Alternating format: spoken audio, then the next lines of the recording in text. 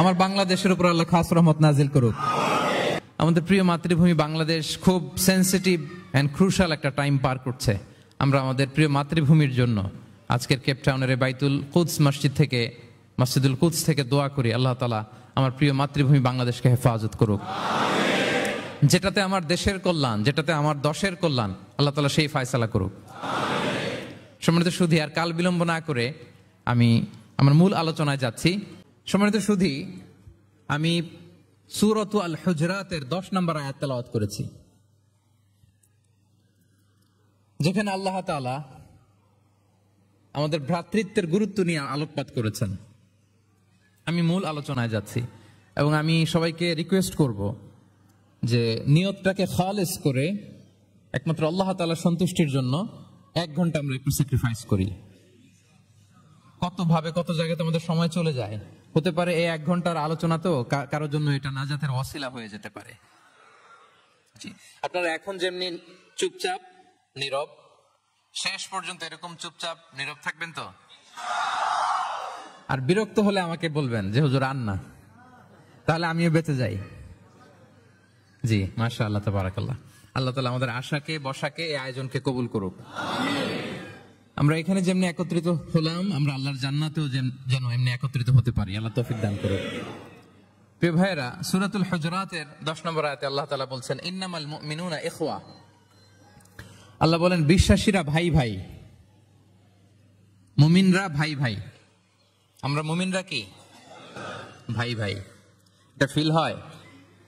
হ্যাঁ, এটা ফিল করতে হবে, শুধু মুখে বললে হবে না। আমরা কিন্তু ভাই ভাই, উই আর ব্রাদার্স ইন ইসলাম। ইন্নামাল মুমিনুনা ইখওয়া, বিশ্বাসীরা ভাই ভাই। ফাআসলিহু বাইনা আখাওয়াইকুম। আর এই ভ্রাতৃত্বের মধ্যে যদি কখনো টানাপোড়েন হয়, বোঝাপড়ায় সমস্যা হয়, বিরোধ হয়, তাহলে মিলমিশ করে দিও তোমরা, সেটা আপোষে মীমাংসা করে দিও। আদেশটা কার? আওয়াজ করে বলুন না, আদেশটা কার? বিশ্বাসীরা ভাই ভাই। এই ভ্রাতৃত্বের বন্ধনে যদি কখনো বোঝাপড়ায় ঝামেলা হয়, বিরোধ হয়, বিবাদ হয়, আপোষে মীমাংসা করে দিও, মিলে যেও। আর ওয়াত্তাকুল্লাহ, আল্লাহকে ভয় করো, লাআল্লাকুম তুরহামুন, তাহলে তোমরা অনুগ্রহ প্রাপ্ত হবে। এই আয়াতটাকে ঘিরে কিছু বার্তা আজকে এই কেপটাউনের এই প্রোগ্রামে আমি শেয়ার করবো ইনশাআল্লাহ। তাহলে প্রথম মেসেজ হচ্ছে আমরা ভাই ভাই, উই অল আর ব্রাদার্স। মুমিনরা ভাই ভাই, আওয়াজ করে বলুন, মুমিনরা আমরা ভাই ভাই। পৃথিবীতে ভ্রাতৃত্ব, ব্রাদারহুড, এটা অনেক ধরনের।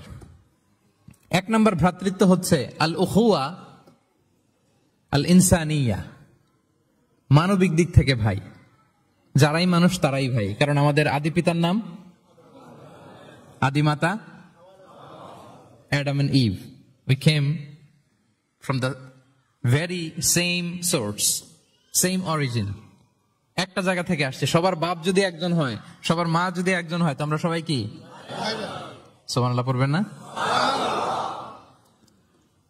তাহলে ভ্রাতৃত্বের একটা রূপ হচ্ছে আল উখুয়া আল ইনসানিয়া, মানবিক দিক থেকে ভাই। সেই হিসেবে হিন্দু আমার ভাই, খ্রিস্টানও আমার ভাই, বৌদ্ধ আমার ভাই, নাস্তিক আস্তিক সবাই আমার ভাই। এটা হলো ভ্রাতৃত্বের একটা ধরন। ভ্রাতৃত্বের আরেকটা ধরন হচ্ছে আল উখুয়া আন নাসাবিয়া, বংশীয় ভাই, বংশের সম্পর্ক বা রক্তের সম্পর্ক। যেমন আমার চাচাতো ভাই, খালাতো ভাই, আরো ক্লোজে গেলে আমার আপন ভাই, মায়ের পেটের ভাই, এক রক্তের ভাই, ঠিক কিনা বলেন? এটা গেল 2 নাম্বার, এটা রক্তের সম্পর্ক। তাহলে একটা হচ্ছে মানবিক দিক থেকে সম্পর্ক ভাইয়ের, সবাই ভাই ভাই। আরেকটা হচ্ছে বংশীয় বা রক্তের সম্পর্ক, আমার সিবলিং, শাকিক, আমার আপন ভাই।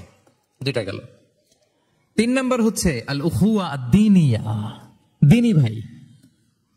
আর আমরা এটা নিয়ে কথা বলছি, আল উখুয়া আদ-দীনিয়া। ইন্নামাল মুমিনুনা ইখওয়াতুন, মুফাসসিরিন ইকরাম বলেছেন ইয়ানি ইখওয়াতুন ফিদ-দীন। মুমিনরা ভাই ভাই হচ্ছে 3 নাম্বার সেন্সে, আমরা দ্বীনি ভাই। আমি আপনাদের কাউকে দেখি নাই, আমাকে হয়তো সোশ্যাল মিডিয়ায় দেখেছেন, কিন্তু সরাসরি হয়তো দেখেন নাই। কিন্তু এই যে আমাদের ভ্রাতৃত্ব, এটা দ্বীনি ভ্রাতৃত্ব, দ্বীনি ভাই। আমরা কি ভাই?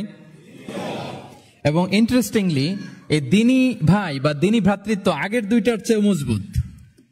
কখনো কখনো এটা রক্তের সম্পর্ককে ছাড়িয়ে যায়। সুবহানাল্লাহ পড়েন। বদরের যুদ্ধে এই পাশে কুরাইশরা মানে মুশরিকরা, এই পাশে মুমিনরা। এমনও হয়েছে রাসূল সাল্লাল্লাহু আলাইহি ওয়াসাল্লামের পক্ষে মুমিনদের ওখানে এক ভাই আর আবু জাহেলের সাথে আরেক ভাই, দ্বন্দ্ব সংঘাত। এই ভাই ওই ভাইকে হত্যা করেছে দিনের কারণে। তার মানে দ্বীনি ভ্রাতৃত্ব এটা এত মজবুত, এটা মাঝে মাঝে রক্তের সম্পর্ককেও ছাড়িয়ে ছাপিয়ে উপরে উঠে যায়। আল্লাহু আকবার। তাহলে আমাদের সম্পর্কটা হচ্ছে এরকম মজবুত সম্পর্ক। প্রিয় ভাইরা, আমরা সবাই দ্বীনি ভাই। আওয়াজ করে বলুন, কি ভাই? এবং আমাদের দৃষ্টান্ত দিয়েছেন বিষ্ণু ইসা ইসলাম। তিনি বলেছেন, তোমরা সবাই দ্বীনি ভাইয়েরা সবাই মিলে এক দেহ এক প্রাণ। আওয়াজ করে বলুন, এক দেহ এক প্রাণ। শুধু মুখ দিয়ে বললেই হবে, এটা ফিল করতে হবে। আমরা সবাই এক দেহ এক প্রাণ। বিষ্ণুই বলেন, মাসালুল মুমিনিনা ফি তাওয়াদ্দিহিম ওয়া তারাহুমিহিম ওয়া তাআতুফিহিম মাসালুল জাসাদ। মুমিনদের ভালোবাসা সম্পর্ক, এটার দৃষ্টান্ত হচ্ছে পারস্পরিক ভালোবাসা সম্পর্ক হচ্ছে কামাসালিল জাসাদ, এটা একটা দেহের মতো। আমরা সবাই মিলে এক দেহ। দেহের কোনো অঙ্গ যদি ইনজুর্ড হয়, সারা দেহ যেমনি কষ্ট পায়, বিশ্বের কোথাও আমার কোনো দ্বীনি ভাই যদি কষ্ট পায়, আমাদের প্রত্যেকের হৃদয়ের রক্তক্ষরণ ঘটে। চিল্লায় বলেন ঠিক কিনা? আপনার পা কেটে গেছে, এখন আমরা কি এরকম ভাবি যে পা গেছে তো কি হয়েছে, পাই না, কষ্ট পাবে, সারা দেহ তো ওকে। ব্যাপারটা কেমন? দেখবেন পা কেটে গেলে রাতে ঘুম আসে না, ওইটার ব্যথায় জ্বর চলে আসে, এরকম আছে না নাই? এই জন্য বিষ্ণু ইসলাম বলেছেন, মাসালুল জাসাদ, একটা দেহ, দেহের এক অঙ্গ ইনজুর্ড হলে যেমনি সারা দেহ কষ্ট পায়, পুরো দেহটা রাত জেগে থাকে, জ্বর এসে যায়, তেমনি গোটা বিশ্বের কোন প্রান্তে, কোন জনপদে, কোন এলাকায় কোন মুসলিম ভাইয়ের যদি কষ্ট হয়, সেটা আমাদের হৃদয়ে যেয়ে লাগে। ঠিক কিনা বলেন? ফিলিস্তিনের ভাইরা যদি কাঁদে, আমাদের ভালো লাগে? কাশ্মীরের ভাইরা যখন গৃহহীন হয়, আমরা এটা সহ্য করতে পারি? মিয়ানমারে আমার মুসলিম ভাইরা যখন নির্যাতিত হয়, আমরা কি এটা মেনে নেই? কারণ এক দেহ এক প্রাণ। আওয়াজ করে বলুন, এক দেহ এক দেহ। এটা মনে রাখতে হবে, আমরা এক দেহ এক প্রাণ। এবং বিষ্ণু ইসা ইসলাম বলেছেন যে আমাদের সম্পর্কটা হচ্ছে রোহামা উবাইনাহুম। এই যে এত বলার পর এরপরও ভিডিও করে মোবাইল দিয়ে, ভলান্টিয়াররা স্টপ করে দিবেন। এবং বিষ্ণু ইসা ইসলাম এটাকে এত গুরুত্ব দিয়েছেন, আমরা যে কোরআনের দিকে তাকাই, আল্লাহ তাআলা বলেছেন আমাদের সম্পর্কটা হচ্ছে রোহামা উবাইনাহুম। রোহামা, একে অপরের প্রতি আমরা সফট হার্টেড, রহম দিল, একে অপরের প্রতি সফট হার্টেড। কোরআনের অন্য জায়গায় এসেছে বুনিয়ানুম মারসুস, সীসা ঢালা প্রাচীরের মতো আমাদের সম্পর্ক। সুবহানাল্লাহ পড়বেন না? কখনো কখনো হাদিসে এসেছে এক ভাই হচ্ছে আরেক ভাইয়ের মিরআতুল মুমিন। এক মুমিনের জন্য আরেক মুমিন হচ্ছে আয়না। আয়নার সামনে দাঁড়ালে দেখা যায় যে আমার এখানে একটা দাগ, তারপর আয়নার সামনে দাঁড়ালে আমাকে ঠিক করে নেওয়া যায়, গুছিয়ে নেওয়া যায়। তার মানে আমার সমস্যা, আমার ভুল, আমার খুঁত, আমার স্পট, এটা আয়না বলে দেয়। মুমিনরাও এরকম, এক ভাই আরেক ভাইকে সংশোধন করে দেয়। সুবহানাল্লাহ পড়েন। এবং কোরআন কখনো কখনো আমাদেরকে বলেছে যে ওয়ায়ুসিরুনা আলা আনফুসিহিম ওয়ালাউ কানা বিহিম খাসাসা। ভ্রাতৃত্বের সম্পর্কটা এমন হবে যে নিজের প্রয়োজনের চেয়েও মুমিন ভাই তার অন্য ভাইয়ের প্রয়োজনকে গুরুত্ব দিবে। পড়েন সুবহানাল্লাহ। আমার প্রয়োজন, তারপর আমি না নিয়ে আমার ভাইকে দিব। এরকম নিদর্শন আমাদের মধ্যে আছে না নাই? আপনারা ইয়ারমুকের যুদ্ধের নাম শুনেছেন, হিজরি 15 সালের কথা। বিষ্ণু ইসলাম এর ইন্তেকালের 4-5 বছর পরের ঘটনা। ওমরে ফারুক রাদিয়াল্লাহু তাআলা আনহু, উনি হচ্ছেন তখন আমাদের খলিফা, the second caliph of Islam, আমিরুল মুমিনিন, খলিফাতুল মুসলিমিন। তো ইয়ারমুকের যুদ্ধে আল্লাহ তাআলা আমাদেরকে বিজয় দান করেছিলেন। কিন্তু এমনি এমনি বিজয় আসে নাই, এমনি এমনি আসে নাই। একের পর এক সাহাবারা আহত হয়েছেন, নিহত হয়েছেন, মানে শহীদ হয়েছেন। এবং যুদ্ধের এক পর্যায়ে এমন হয়েছে, খাবারের অভাবে, পানির অভাবে সাহাবারা ছটফট করছিলেন। এক ফোঁটা পানি নাই, রুহু বেরোয় যায়, পানি পানি বলে চিৎকার করছেন। তৃষ্ণায় যখন কাতর, ওই সাহাবীর কাছে পানি নিয়ে আসা হলো, মশক দিয়ে পানি নিয়ে আসা হলো, সামান্য কিছু পানি যে নেন। তো উনি যখন পানি খাবেন, দেখতে পেলেন যে পাশে আরেক ভাই চিৎকার করে পানি পানি, এক ফোঁটা পানি দাও, চিৎকার করছে। ওই সাহাবী বলতেছেন আমার দরকার নেই, আমার ভাইকে নিয়ে আগে দাও, আমি পরে খাবো। আল্লাহ, ওই দ্বিতীয় সাহাবীর কাছে যাওয়া হলো মশক নিয়ে, যে আপনি একটু পানি খেয়ে তার হৃদয়টাকে শান্ত করেন, ঠান্ডা করেন। তিনি যখন পানি মুখে নিতে যাবেন, পাশে আরেক ভাই চিৎকার করছে, পানি পানি, এক ফোঁটা পানি দাও। ওই সাহাবী বললেন, আমাকে না, আমার ভাইকে দাও, আমার আগে আমার ভাইকে দাও। ওই সাহাবার কাছে নিয়ে যাওয়া হলো যে আপনি আগে খান। ওই সাহাবীর কাছে পানির মশক নিয়ে যেতে যেতেই উনি শহীদ হয়ে গেলেন। আবার মশক নিয়ে দ্বিতীয় সাহাবীর কাছে আসতে না আসতে দ্বিতীয় সাহাবীও শহীদ হয়ে গেলেন। প্রথম যিনি চিৎকার করছিলেন তার কাছে আবার মশক নিয়ে যেতে না যেতে তিনিও শহীদ হয়ে গেলেন। সুবহানাল্লাহ পড়বেন না? ওয়ায়ুসিরুনা আলা আনফুসিহিম ওয়ালাউ কানা বিহিম খাসাসা। নিজেদের প্রয়োজন থাকা সত্ত্বেও মুমিনরা তার অন্য ভাইয়ের প্রয়োজনকে প্রাধান্য দেয়। আল্লাহু আকবার। এই হচ্ছে আমাদের ভ্রাতৃত্বের দৃষ্টান্ত। তার প্রথম মেসেজ হচ্ছে মুমিনরা ভাই ভাই, মুমিনরা। আর আমাদের দৃষ্টান্ত হচ্ছে এক দেহ এক প্রাণ। আওয়াজ করে, এক দেহ। আর আমরা যদি কখনো বিবাদে জড়াই, আমরা এটাকে সংশোধন করে দেব, আপোষে মিলমিশ করে দেব। কি বলেন? নাকি আরো লাগাই দিবেন? ঝগড়া লাগছে, আর একটু লাগাই দিই। হ্যাঁ, আচ্ছা বলেন তো, আগুন লাগলে আপনারা কি দিয়ে নিভান? ওইখানে যদি কেউ তেল ঢেলে দেয়, এই কাজ করবেন? মিলিয়ে দিব আমরা, পারা যাবে তো? প্রিয় ভাইয়েরা, ইউনিটির কোনো বিকল্প নাই, সংঘবদ্ধ থাকার বিকল্প নাই, সুসম্পর্কের কোনো বিকল্প নাই। আজকে যদি আপনি সমাজের দিকে তাকান, দেখবেন আমাদের সম্পর্কগুলো নষ্ট হয়ে যাচ্ছে পারস্পরিক। বাবার সাথে ছেলের সম্পর্ক ভালো না, বৌমার সাথে শাশুড়ির সম্পর্ক ভালো না, ভাইয়ের সাথে ভাইয়ের সম্পর্ক ভালো না, মামাকে দেখলে ভাগিনা সালাম দেয় না, আছে না নাই? চাচার সাথে ভাতিজার সম্পর্ক ভালো না, স্ত্রীর সাথে স্বামীর সম্পর্ক ভালো না। কত রিপোর্ট যে আমাদের কাছে আসে।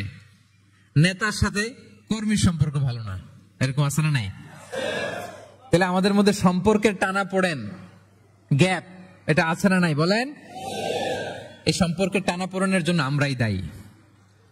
এর কারণ হচ্ছে আমরা সম্পর্কগুলোর যত্ন নেই না। আপনি যদি একটা গাছ লাগান, লাগিয়ে যদি রেখে দেন, এটা বাঁচবে? এটা কি করতে হয়? পরিচর্যা করতে হয়, যত্ন নিতে হয়, সার দিতে হয়, পানি দিতে হয়, নিড়ানি দিতে হয়, আগাছা পরিষ্কার করতে হয়। তার মানে গাছ লাগালে এটার যত্ন নিতে হয়। কথা বুঝতে পেরেছেন? আমাদের যে সন্তান, ওদেরকে যদি আপনি এমনি ছেড়ে দিয়ে রাখেন, মানুষ হবে না তারা, তাদের যত্ন নিতে হয়, ফলে মানুষের মতো মানুষ হয়। ঠিক কিনা বলেন? তো আমরা সবকিছু টেক কেয়ার করি, যত্ন নেই, কিন্তু আমাদের সম্পর্কগুলোর যত্ন নেই না। এজন্য পারস্পরিক সম্পর্কগুলোর যত্ন নিতে হবে আমার ক্যাপটাউনের ভাইয়েরা, যাতে সম্পর্কগুলো নষ্ট না হয়। কি বলেন? যত্ন নিবেন, যত্ন নিবেন। এখন আজকে আমি এই ড্যামেজ রিলেশনশিপ কিভাবে জোড়া লাগাবেন, সম্পর্কের কিভাবে এটা ফিক্স করবেন, সম্পর্ককে কিভাবে টিকিয়ে রাখবেন, যত্ন নিবেন, এটার কিছু ইসলামিক ফর্মুলা আপনাদের সাথে শেয়ার করবেন ইনশাআল্লাহ। সবাই বলুন ইনশাআল্লাহ। কিভাবে আমাদের মধ্যে আন্তরিকতা বাড়বে, ঘনিষ্ঠতা বাড়বে, হৃদ্যতা বাড়বে, এটার ইসলামিক ফর্মুলা 10টা ফর্মুলা শেয়ার করবেন ইনশাআল্লাহ। জানতে মনে চায়? আচ্ছা ইনশাআল্লাহ। তাহলে শুরু করছি, কি করে আমরা আমাদের সম্পর্কগুলোর যত্ন নিব, কি করে আমাদের পারস্পরিক হৃদ্যতা, ভালোবাসা, আন্তরিকতা বাড়াবো, এ ব্যাপারে কোরআন এবং সুন্নাহ আমাদেরকে কি বলে। 1 নম্বরে প্রিয় ভাইরা, 1 নম্বরে কোরআন আমাদেরকে আমাদের পারস্পরিক হৃদ্যতা, ভালোবাসা বাড়ানোর জন্য যে গাইডলাইন দেয়, সেটা হচ্ছে দেখা হলেই সালাম দাও। দেখা হলেই কি? সালাম। সালাম দিলে সম্পর্ক বাড়ে। আলহামদুলিল্লাহ পড়বেন না? কোরআন বলছে, ফাইদা দাখালতুম বুয়ুতান ফাসাল্লিমু আলা আনফুসিকুম তাহিয়াতাম মিন ইনদিল্লাহি মুবারাকাতান তাইয়্যিবা। তোমরা যখন ঘরে প্রবেশ করবে, তোমরা নিজেদেরকে সালাম দাও, মানে বলো আসসালামু আলাইকুম। এটা হচ্ছে তাহিয়াতাম মিন ইনদিল্লাহ, আল্লাহর পক্ষ থেকে অভিবাদন পদ্ধতি। এটা আল্লাহ শিখিয়েছেন। গ্রিটিংস আমরা তো বলি হ্যালো, হাই, তারপর গুড মর্নিং, গুড ইভিনিং, এগুলো বলি, কিন্তু আল্লাহ শিখিয়েছেন আসসালামু আলাইকুম। আদম আলাইহিস সালামকে যখন আল্লাহ তাআলা তৈরি করলেন, 60 হাত লম্বা করে বানালেন। কয় হাত? আপনি কয় হাত? আপনিও 60 হাত। আমাদের হাতে রাফলি 3.5 হাত। কিন্তু আদম আলাইহিস সালাম তিনি লম্বায় কত ছিলেন? তো আদম আলাইহিস সালাম যখন সৃষ্টি হলেন, তখন আল্লাহ তাআলা আদম আলাইহিস সালামকে বললেন, আদম তুমি সালাম দাও। কি দাও? ফেরেশতারা বসা ছিল, সাল্লিম আলা উলাইকান নাফার, সালাম দাও। এই যে মোবাইল দিয়ে ভিডিও করে। আল্লাহ তাআলা আদম আলাইহিস সালামকে বললেন সালাম দাও। আওয়াজ করে বলুন, কি দাও? হ্যাঁ আদম তুমি বলো আসসালামু আলাইকুম। আদম আলাইহিস সালাম বললেন আসসালামু আলাইকুম। আল্লাহ বললেন এটা তোমার এবং তোমার পরবর্তী পৃথিবীতে যারা আসবে তোমাদের অভিবাদন পদ্ধতি, গ্রিটিং, স্যালুটেশনস দেয়ার সিস্টেম। কেন বললেন? কারণ শয়তান অহংকারের কারণে বিতাড়িত হয়েছে। আল্লাহ চান যে আদম আলাইহিস সালাম যেন বিতাড়িত না হন। বিষ্ণু বলেন আল বাদিউ বিস সালামি বারিউম মিনাল কিবর, যে আগে আগে সালাম দেয় তার হৃদয় থেকে অহংকার টেনে ফেলে দেয় কে? আগে সালাম দিবেন, আপনার হৃদয় অহংকার মুক্ত হয়ে যাবে। আল্লাহ তাআলা চাইলেন ইবলিস যেই ভুল করেছে আদম যেন সেটা না করে, আদমের হৃদয় যেন আগে থেকে অহংকার মুক্ত থাকে। তাই সৃষ্টির পরে আল্লাহ তাআলা আদম আলাইহিস সালামকে বললেন আদম তুমি সালাম দাও, পড়েন আল্লাহু আকবার। তাহলে পারস্পরিক ভালোবাসা, হৃদ্যতা বাড়ানোর 1 নম্বর পদ্ধতি হচ্ছে সালাম। 1 নম্বর পদ্ধতি কি? আগে দিবেন না পরে? অনেকে বসে থাকে যে আমার আগে দেখ। আমি তো বাইরে দেখলাম খুব ঠান্ডা, কিন্তু এখানে এত ক্রাউড, এখন তো ঘামতেছি রীতিমতো। থাক প্রিয় ভাইরা, অসুবিধা নেই, থাক। আগে দিবেন না পরে? বাসায় যে এখন আসতে হয়ে গেছে সাউন্ড। হ্যাঁ আচ্ছা, ভাবিরাও উপরে আছে। দুই পক্ষে আমার ব্যালেন্স করে বলতে হবে। ভাবিরা ট্রাই করবেন ভাবিরা যেন আগে দিতে পারেন, আর ভাইরা আপনারাও ট্রাই করবেন আপনারা যেন আগে দিতে পারেন। সালাম নিয়ে আমরা কম্পিটিশন করব, কে কার আগে দিতে পারে, ঠিক কিনা? আমি আপনাদেরকে আবারও সালাম দিচ্ছি, আসসালামু আলাইকুম ওয়া রাহমাতুল্লাহ।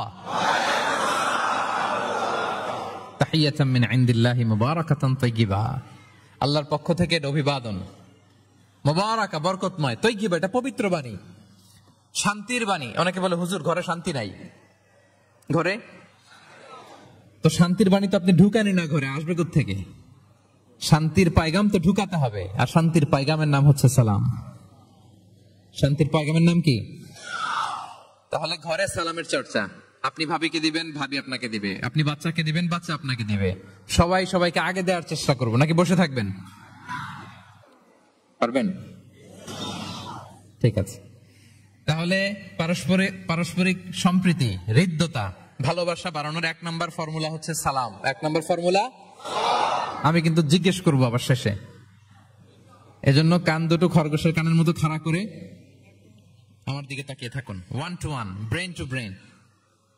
মোবাইল নাই, ভিডিও নাই, ক্যামেরা নাই, শুধু চাতক পাখির মতো তাকিয়ে থাকেন। দেখবেন যে সিনা বা সিনা এলেম আসছে এইভাবে, হৃদয় থেকে হৃদয়ে, নাকি মোবাইল থেকে মোবাইলে? এখন তো মোবাইল থেকে মোবাইলে এলম এসেছে, সিনা থেকে সিনা। 1 to 1, ব্রেন টু ব্রেন। তাহলে হৃদ্যতা, সম্পর্ক, ভালোবাসা এটা বাড়ানোর 1 নম্বর ইসলামী ফর্মুলা কি? এবং বিষ্ণু ইসলাম বলেছেন এই সালাম যদি দাও তাহলে তোমাদের পারস্পরিক ভালোবাসা বাড়বে। তিনি বললেন আওয়ালা আদুল্লুকুম আলা শাইইন ইযা ফাআলতুমুহু তাহাব্বাবতুম, হে সাহাবীরা আমি কি তোমাদেরকে একটা টিপস শিখাই দিব না, যেটা করলে তোমাদের মধ্যে ভালোবাসা বাড়বে? সাহাবারা বললেন অবশ্যই শেখাবেন। বিষ্ণু ইসলাম বললেন আফশুস সালামা বাইনাকুম, যদি চাও নিজেদের ভালোবাসা বাড়ুক তো বেশি বেশি সালাম দাও। সরাসরি বিষ্ণু ইসলাম এটাই বলেছেন, নিজেদের মধ্যে ভালোবাসা বাড়াতে চাইলে কি দিবা? সালাম দিবা। তাহলে 1 নম্বর ফর্মুলা আমরা জেনে গেলাম। আমাদের হৃদ্যতা, ভালোবাসা এটা বাড়াতে চাইলে আমরা সালাম দিব। অনেকদিন ধরে কথা বলেন না, ভুল করছেন আপনি, সালাম দিবেন। আপনি শুরু করবেন। অনেকে বলে আমি করব কেন, ভুল তো সে করছে, দোষ তো ওর, আমি কথা কমু কেন? এরকম অভিমান আছে না? এই অভিমান আর গো ধরে বসে থাকবেন? আর আওয়াজ করে বলেন থাকবেন? বরং কি করবেন? তাহলে গেল ভালোবাসা, হৃদ্যতা, সম্পর্ক ভালো করার প্রথম পদ্ধতি হচ্ছে সালাম। আমরা সালাম দিব পরস্পরকে। গেল 2 নম্বর টিপস বা ফর্মুলা হচ্ছে স্মাইলিং ফেসে থাকা, মানে মুচকি হাসির একটা ভাবে থাকা সব সময়। এটা সুন্নাহ। মুচকি হাসি, কি হাসি? প্রিয় ভাইরা খেয়াল রাখবেন, হাসি এটা কিন্তু ইতিবাচক ভাবে সংক্রামক, মানে এটা ছড়ায়। আমি হেসে হেসে কথা বললে শ্রোতাও একটু হাসি খুশি ভাব, আমি গোমরামুখ, আপনারাও গোমরামুখ, এরকম হয় না? দেখবেন যে সব সময় একটু স্মাইলিং ফেসে থাকে তাকে সবাই পছন্দ করে। কথা বলেন ঠিক কিনা? হাসি এটা পজিটিভলি সংক্রামিত হয়, ছড়ায়, অন্যকে প্রভাবিত করে, এবং মানসিক স্বাস্থ্যের সাথে হাসির সম্পর্ক আছে। যারা গোমরা মুখ থাকে এরা অসুস্থ থাকে বেশি, আর যারা হাসি খুশি থাকে এরা সুস্থ থাকে বেশি। এজন্য হাসবেন তো, নাকি চেহারা গোমরা করে রাখবেন? এ দেখছেন সবার মধ্যে একটা হাসি হাসি ভাব চলে আসছে, আলহামদুলিল্লাহ বলেন। তাহলে পারস্পরিক সম্প্রীতি ভালোবাসা বাড়ানোর পদ্ধতি হচ্ছে কারোর সাথে কথা বললে, দেখা হলে আমরা একটা স্মাইলিং ফেসে থাকবো, মুচকি হাসি। হাসি 3 ধরনের আমার ক্যাপটাউনের ভাইরা। কয় ধরনের? একটা হচ্ছে কাহকাহা, অট্ট হাসি, এটা জায়েজ নাই। এই যে আমরা ছোটবেলায় আলিফ লালার মধ্যে এই আলিফ লালার দত্ত হা হা হা হা করে একটা হাসি দিত না? এই হা হা হা করে এই হাসি দেয়া যাবে নিষেধ। উদাহরণ দেওয়ার জন্য আমি বললাম আর কি। আচ্ছা, আরেকটা হচ্ছে আদ-দেহেক। আদ-দেহেক মানে স্বাভাবিক হাসি, একটু দাঁত দেখা যায়, এটা জায়েজ, এটা দেয়া যাবে। সবচেয়ে ভালো এন্ড রেকমেন্ডেড এন্ড সুন্নাহ হচ্ছে তাবাসসুম, মুচকি হাসি। আল্লাহু আকবার। বিষ্ণু ইসলামের চেহারা মোবারকের মধ্যে সব সময় মুচকি হাসির একটা রেশ তো ওনার ঠোঁটে লেগেই থাকতো। সাহাবী আব্দুল্লাহ ইবনে হারিস রাদিয়াল্লাহু তাআলা আনহু বর্ণনা করেন, তিনি বলেন, মা রাআইতু আহাদান আকসারা তাবাসসুমান মিন রাসূলিল্লাহি সাল্লাল্লাহু আলাইহি ওয়াসাল্লাম। তিনি বলেন, আমি আমার জীবদ্দশায়, আমার জীবনে রাসূল সাল্লাল্লাহু আলাইহি ওয়াসাল্লামের চেয়ে বেশি কাউকে মুচকি হাসি অবস্থায় থাকতে দেখি নাই। সব সময় মুচকি হাসি, একটা স্মাইলিং ফেস থাকবেন, নাকি গোমরা মুখ থাকবেন? হ্যাঁ, কি করবেন? মুচকি হাসি। এবং আপনি আপনার ভাইয়ের দিকে তাকিয়ে মুচকি হাসি যদি দেন, বিষ্ণু সাল্লাল্লাহু আলাইহি ওয়াসাল্লাম বলেন, তাবাসসুমুকা ফি ওয়াজহি আখিকা সাদাকা, you smile to your brother, it's a charity. তুমি তোমার ভাইয়ের দিকে তাকিয়ে যে মুচকি হাসি দাও, এটা দিলেও সাদাকার সওয়াব হয়ে যায়। আপনি দিলেন হাসি, আমলনামায় যুক্ত হলো কি? সাদাকা।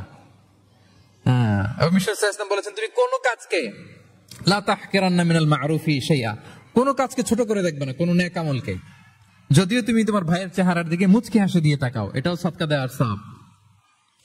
তাহলে আমরা কারোর সাথে যখন কথা বলবো, দেখা হবে, আমরা একটা স্মাইলিং ফেসে থাকবো, গোমরা মুখে থাকবো না। কি বলেন, পারা যাবে? সব সময় স্মাইলিং ফেস, মুচকি হাসি। বিষ্ণু ইসলাম মুচকি হাসতেন, যে মুচকি যারা হাসি তাদেরকে সবাই পছন্দ করে। মুখটা যদি গোমরা করে কেউ রাখে, দেখতে ভাল লাগে, কথা বলতে ভাল লাগে। দেখবেন অনেক বড়দেরকে বাচ্চারা ভয় পায়, কাছে যায় না। কেন বলেন তো? গম্ভীর থাকে। আবার অনেক মানুষের কাছে তাকে দেখলেই বাচ্চারা দৌড়ে কোলে কোলে উঠতে যায়, আছে না নাই? Smiling face.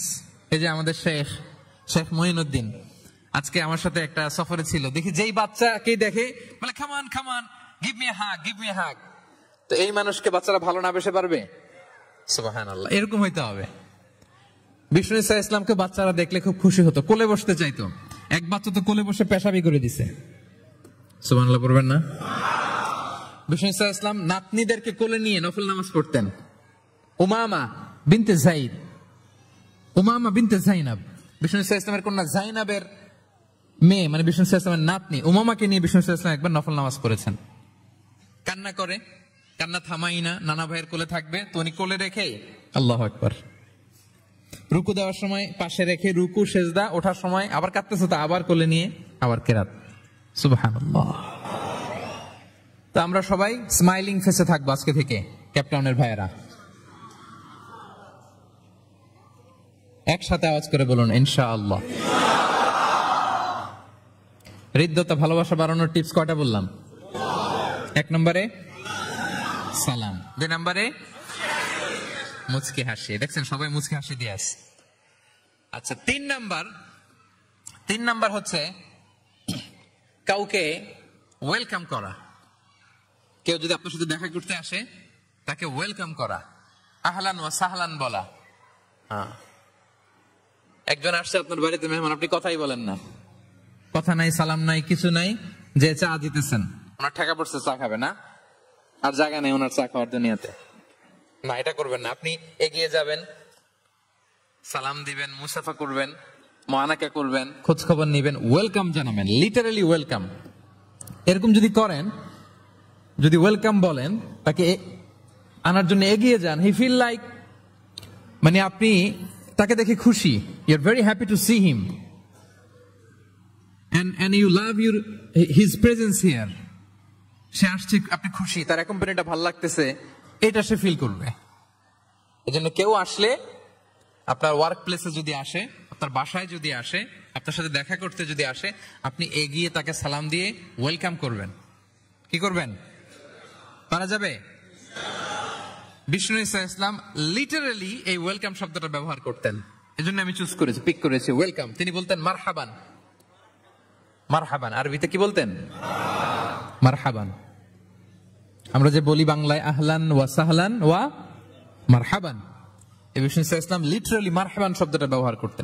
এগুলোকে কার্টিসি বলে। এগুলোকে কি বলে? Social manner, কার্টিসি। দেখেন বিষ্ণু ইসা ইসলাম আমাদেরকে কিভাবে কার্টিসি শেখায়, কিভাবে সোশ্যাল ম্যানার শেখায় আমাদেরকে। বিষ্ণু ইসা ইসলাম সরাসরি মারহাবান বলতেন, স্বাগতম জানাতেন, যাতে করে ওই লোকটা ভালো ফিল করে, সে বোঝে যে তাকে দেখে আপনি হ্যাপি। বলেন তো, রাসূল সাল্লাল্লাহু আলাইহি ওয়াসাল্লামের সময়কালে ইসলামের সবচেয়ে বড় শত্রু কে ছিল? আবু জাহেল। তার ছেলের নাম কি কেউ বলতে পারেন? ইকরামা। ইকরামা অনেক যুদ্ধে মুসলমানদের বিরুদ্ধে ছিল, মক্কা বিজয় পর্যন্ত ইসলাম ধর্ম গ্রহণ করে নাই, অনেক সাহাবাকে হত্যা করেছে। রাসূল সাল্লাল্লাহু আলাইহি ওয়াসাল্লাম যখন মক্কা বিজয় করলেন, সে ভাবলো এবার তো আমার খবর আছে। সে পালালো, পালাতে পালাতে ইয়ামান চলে গেছে। তখন এক মহিলা সাহাবী রাসূল সাল্লাল্লাহু আলাইহি ওয়াসাল্লামকে বললেন, ইয়া রাসূলুল্লাহ, আপনি যদি আমাকে অনুমতি দেন, আমি ইকরামাকে খুঁজে বের করব, আপনার কাছে নিয়ে আসবো। রাসূল সাল্লাল্লাহু আলাইহি ওয়াসাল্লাম বললেন, যাও, ইকরামাকে আমি আমান দিলাম, সিকিউরিটি দিলাম। এই মহিলা সাহাবী যে খুঁজে নিয়ে আসলো, ইকরামাকে কনভিন্স করলো। ইকরামা লজ্জিত হয়ে বিষ্ণু সাল্লাল্লাহু আলাইহি ওয়াসাল্লামের কাছে আসলো। কত বড় শত্রু! বিষ্ণু সাল্লাল্লাহু আলাইহি ওয়াসাল্লামের অনেক আত্মীয়কে হত্যা করেছে, সাহাবাদেরকে শহীদ করে দিয়েছে, আবু জাহেলের সন্তান। তো সে যখন লজ্জিত হয়ে উঠে চড়ে বিষ্ণু সাল্লাল্লাহু আলাইহি ওয়াসাল্লামের কাছে আসলো, বিষ্ণু সাল্লাল্লাহু আলাইহি ওয়াসাল্লাম তাকে দেখে প্রথম যে কথাটা বললেন সেটা হচ্ছে মারহাবান বির-রাকিবিল মুহাজির। মারহাবান বির-রাকিবিল মুহাজির মানে welcome to the riding migrant. সুবহানাল্লাহ। মানে হে ঘোড়সওয়ার মাইগ্রেন্ট, হিজরতকারী ইকরামা, তোমাকে ইসলামে সুস্বাগতম।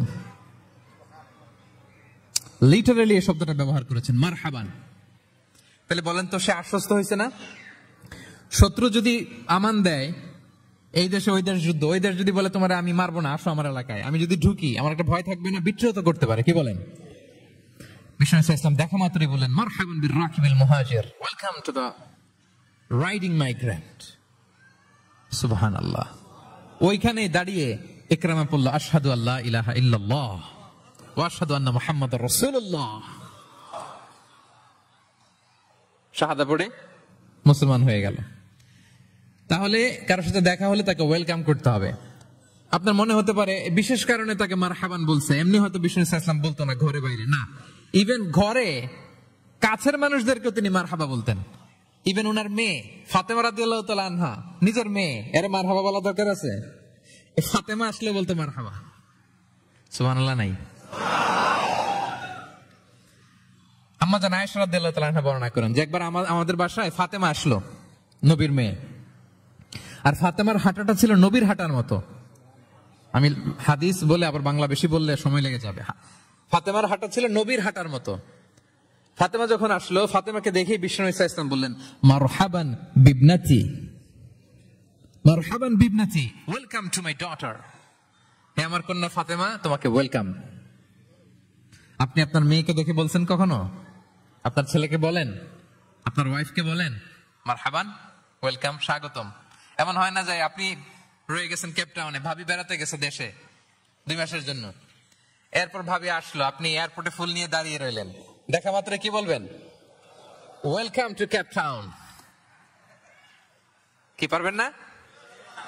ভাবিরা কিন্তু উপরতলায় বড্ড খুশি হয়ে যাচ্ছে, বলবেন। আবার ভাবিরাও অনেকদিন পরে আপনার হাজবেন্ডকে যখন পাবেন, আসবে, বলবেন ওয়েলকাম, তোমাকে সুস্বাগতম। পারা যাবে? রাসূল সাল্লাল্লাহু আলাইহি ওয়াসাল্লামের চাচাতো বোন নাম উম্মে হানি, আবু তালেবের কন্যা। বিদায় মক্কা বিজয়ের সময় রাসূল সাল্লাল্লাহু আলাইহি ওয়াসাল্লাম মক্কায় গোসল করতেছিলেন এক বাসায়। ফাতেমা রাদিয়াল্লাহু তাআলা আনহা একটা পর্দা টেনে দিলেন, উনি পানি ঢালতেছেন, গোসল করেন। হঠাৎ কে যেন ঘরে ঢুকলো। বিষ্ণু সাল্লাল্লাহু আলাইহি ওয়াসাল্লাম বললেন, কে? ওনার কাজিন চাচাতো বোন উম্মে হানি বললেন, আমি উম্মে হানি। বিষ্ণু সাল্লাল্লাহু আলাইহি ওয়াসাল্লাম পর্দার এপাশ থেকে গোসল করতেছে, উনি বলতেছেন, মারহাবান বি Umm Hani, welcome welcome Umm Hani to my house. আল্লাহু আকবার।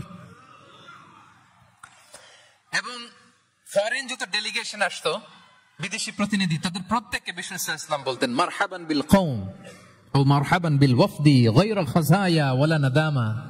যত ডেলিগেশন আসতো এদেরকে বলতেন, welcome welcome to Madina city, আসেন, ওয়েলকাম। তাহলে প্রিয় ভাইরা, আমাদের পারস্পরিক সম্পর্ক, হৃদ্যতা, ভালোবাসা বাড়ানোর 3 নম্বর ফর্মুলা হচ্ছে, কেউ আমার বাসায় আসলে, কেউ আমার অফিসে আসলে, কেউ আমার সাথে দেখা করতে আসলে, আমি তাকে ওয়েলকাম করব। কি করব? মনে থাকবে তো? কয়টা গেল? 1 নম্বর কি ছিল?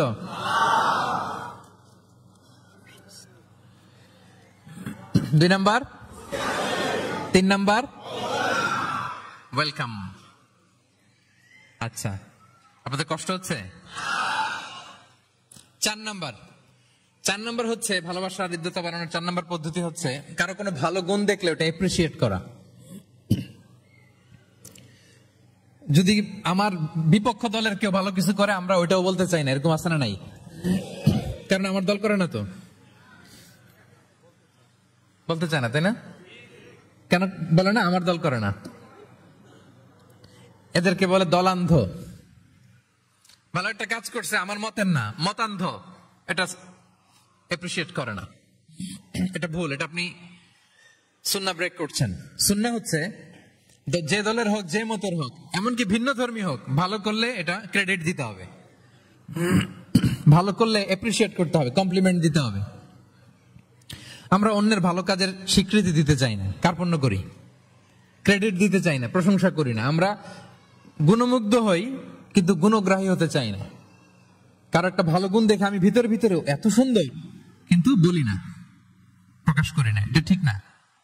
সুন্নাহ হচ্ছে কারো ভালো কোনো গুণ দেখলে এটা প্রকাশ করা, এপ্রিসিয়েট করা। কি করা? এপ্রিসিয়েট করা। কারো ভালো গুণ দেখলে এপ্রিসিয়েট করবেন, যাতে সে উৎসাহিত হয়। বিষ্ণু সাল্লাল্লাহু আলাইহি ওয়াসাল্লাম করতেন।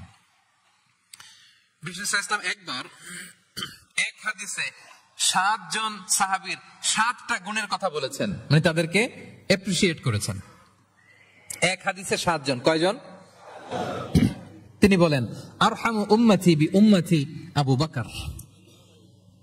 আবু বকরের সামনে বলতেছে, আমার এই উম্মতের মধ্যে সবচাইতে সফট হার্টেড পারসন হচ্ছে আবু বকর। নরম দিল, নরম দিল। কি দিল? বিষ্ণু সাল্লাল্লাহু আলাইহি ওয়াসাল্লাম যখন ইন্তেকাল করলেন, ওনাকে খলিফা বানানো হলো। তো খলিফাই তো ইমাম মসজিদে নববীর। নামাজের সময় হয়েছে, উনি দাঁড়াইছেন। একামত হয়েছে, উনি কান্নার চোটে কেরাতি পড়তে পারে না। কেন? কারণ উনি ভাবতেছে, কাইফা আকুমু মাকামা রাসূলিল্লাহ, আমি কিভাবে নবীর জায়গায় দাঁড়িয়ে ইমামতি করব। গতকাল তো এখানে নবী দাঁড়িয়ে ইমামতি করেছে, আমি নবীর জায়গায় ইমাম হব কিভাবে? এই ভাবনা থেকে উনি কাঁদতে কাঁদতে, ওনার তেলাওয়াতি শুনতো না, পেছনে কমপ্লেন আসছে পরে, ওনার তেলাওয়াত আমরা শুনতে পাই না। আরহামু উম্মতি বি উম্মতি আবু বকর। এরপর বিষ্ণু নবী বললেন, ওয়া আশাদ্দুহুম ফি আমরিল্লাহি উমর, আর আল্লাহর দ্বীন বাস্তবায়নে সবচাইতে কঠোর হচ্ছে ওমরে ফারুক। সবচাইতে কঠোর, সবচাইতে কঠোর। বিষ্ণু নবী বলেন, ওমর, তুমি যদি কোনো রাস্তা দিয়ে হাঁটো, শয়তান যদি দেখে, শয়তান ওই রাস্তা রেখে দিয়ে অন্য রাস্তা দিয়ে হাঁটে। আবার বিষ্ণু নবী বলেন, আমার পরে কোনো নবী নাই, লা নাবিয়্যা বা'দি ওয়ালা রাসূল, আমার পরে কোনো নবী নাই, রাসূলও নাই। তবে লাউ কানা বা'দি নাবিয়্যুন লাকানা উমর, আমার পরে নবী হওয়ার যোগ্যতা যদি কারো থাকে, আমার সাহাবী ওমরের সেই যোগ্যতা আছে। প্রভু তুমি বলেছ রাসূল দেবে না, বলনি দেবে না ওমর, বলনি দেবে না হামজা তারিক, খালিদ বিজয় সমর। প্রভু তুমি বলেছ রাসূল দেবে না, বলনি দেবে না ওমর, বলনি দেবে না হামজা তারিক, খালিদ বিজয় সমর। প্রভু তুমি বলেছ রাসূল দেবে না। আল্লাহু আকবার। আল্লাহর জমিনে আল্লাহর দিন বাস্তবায়নে সবচেয়ে কঠোর হচ্ছেন ওমরে ফারুক। মুনাফিকরা থরথর করে কাঁপতো ওনার ভয়ে।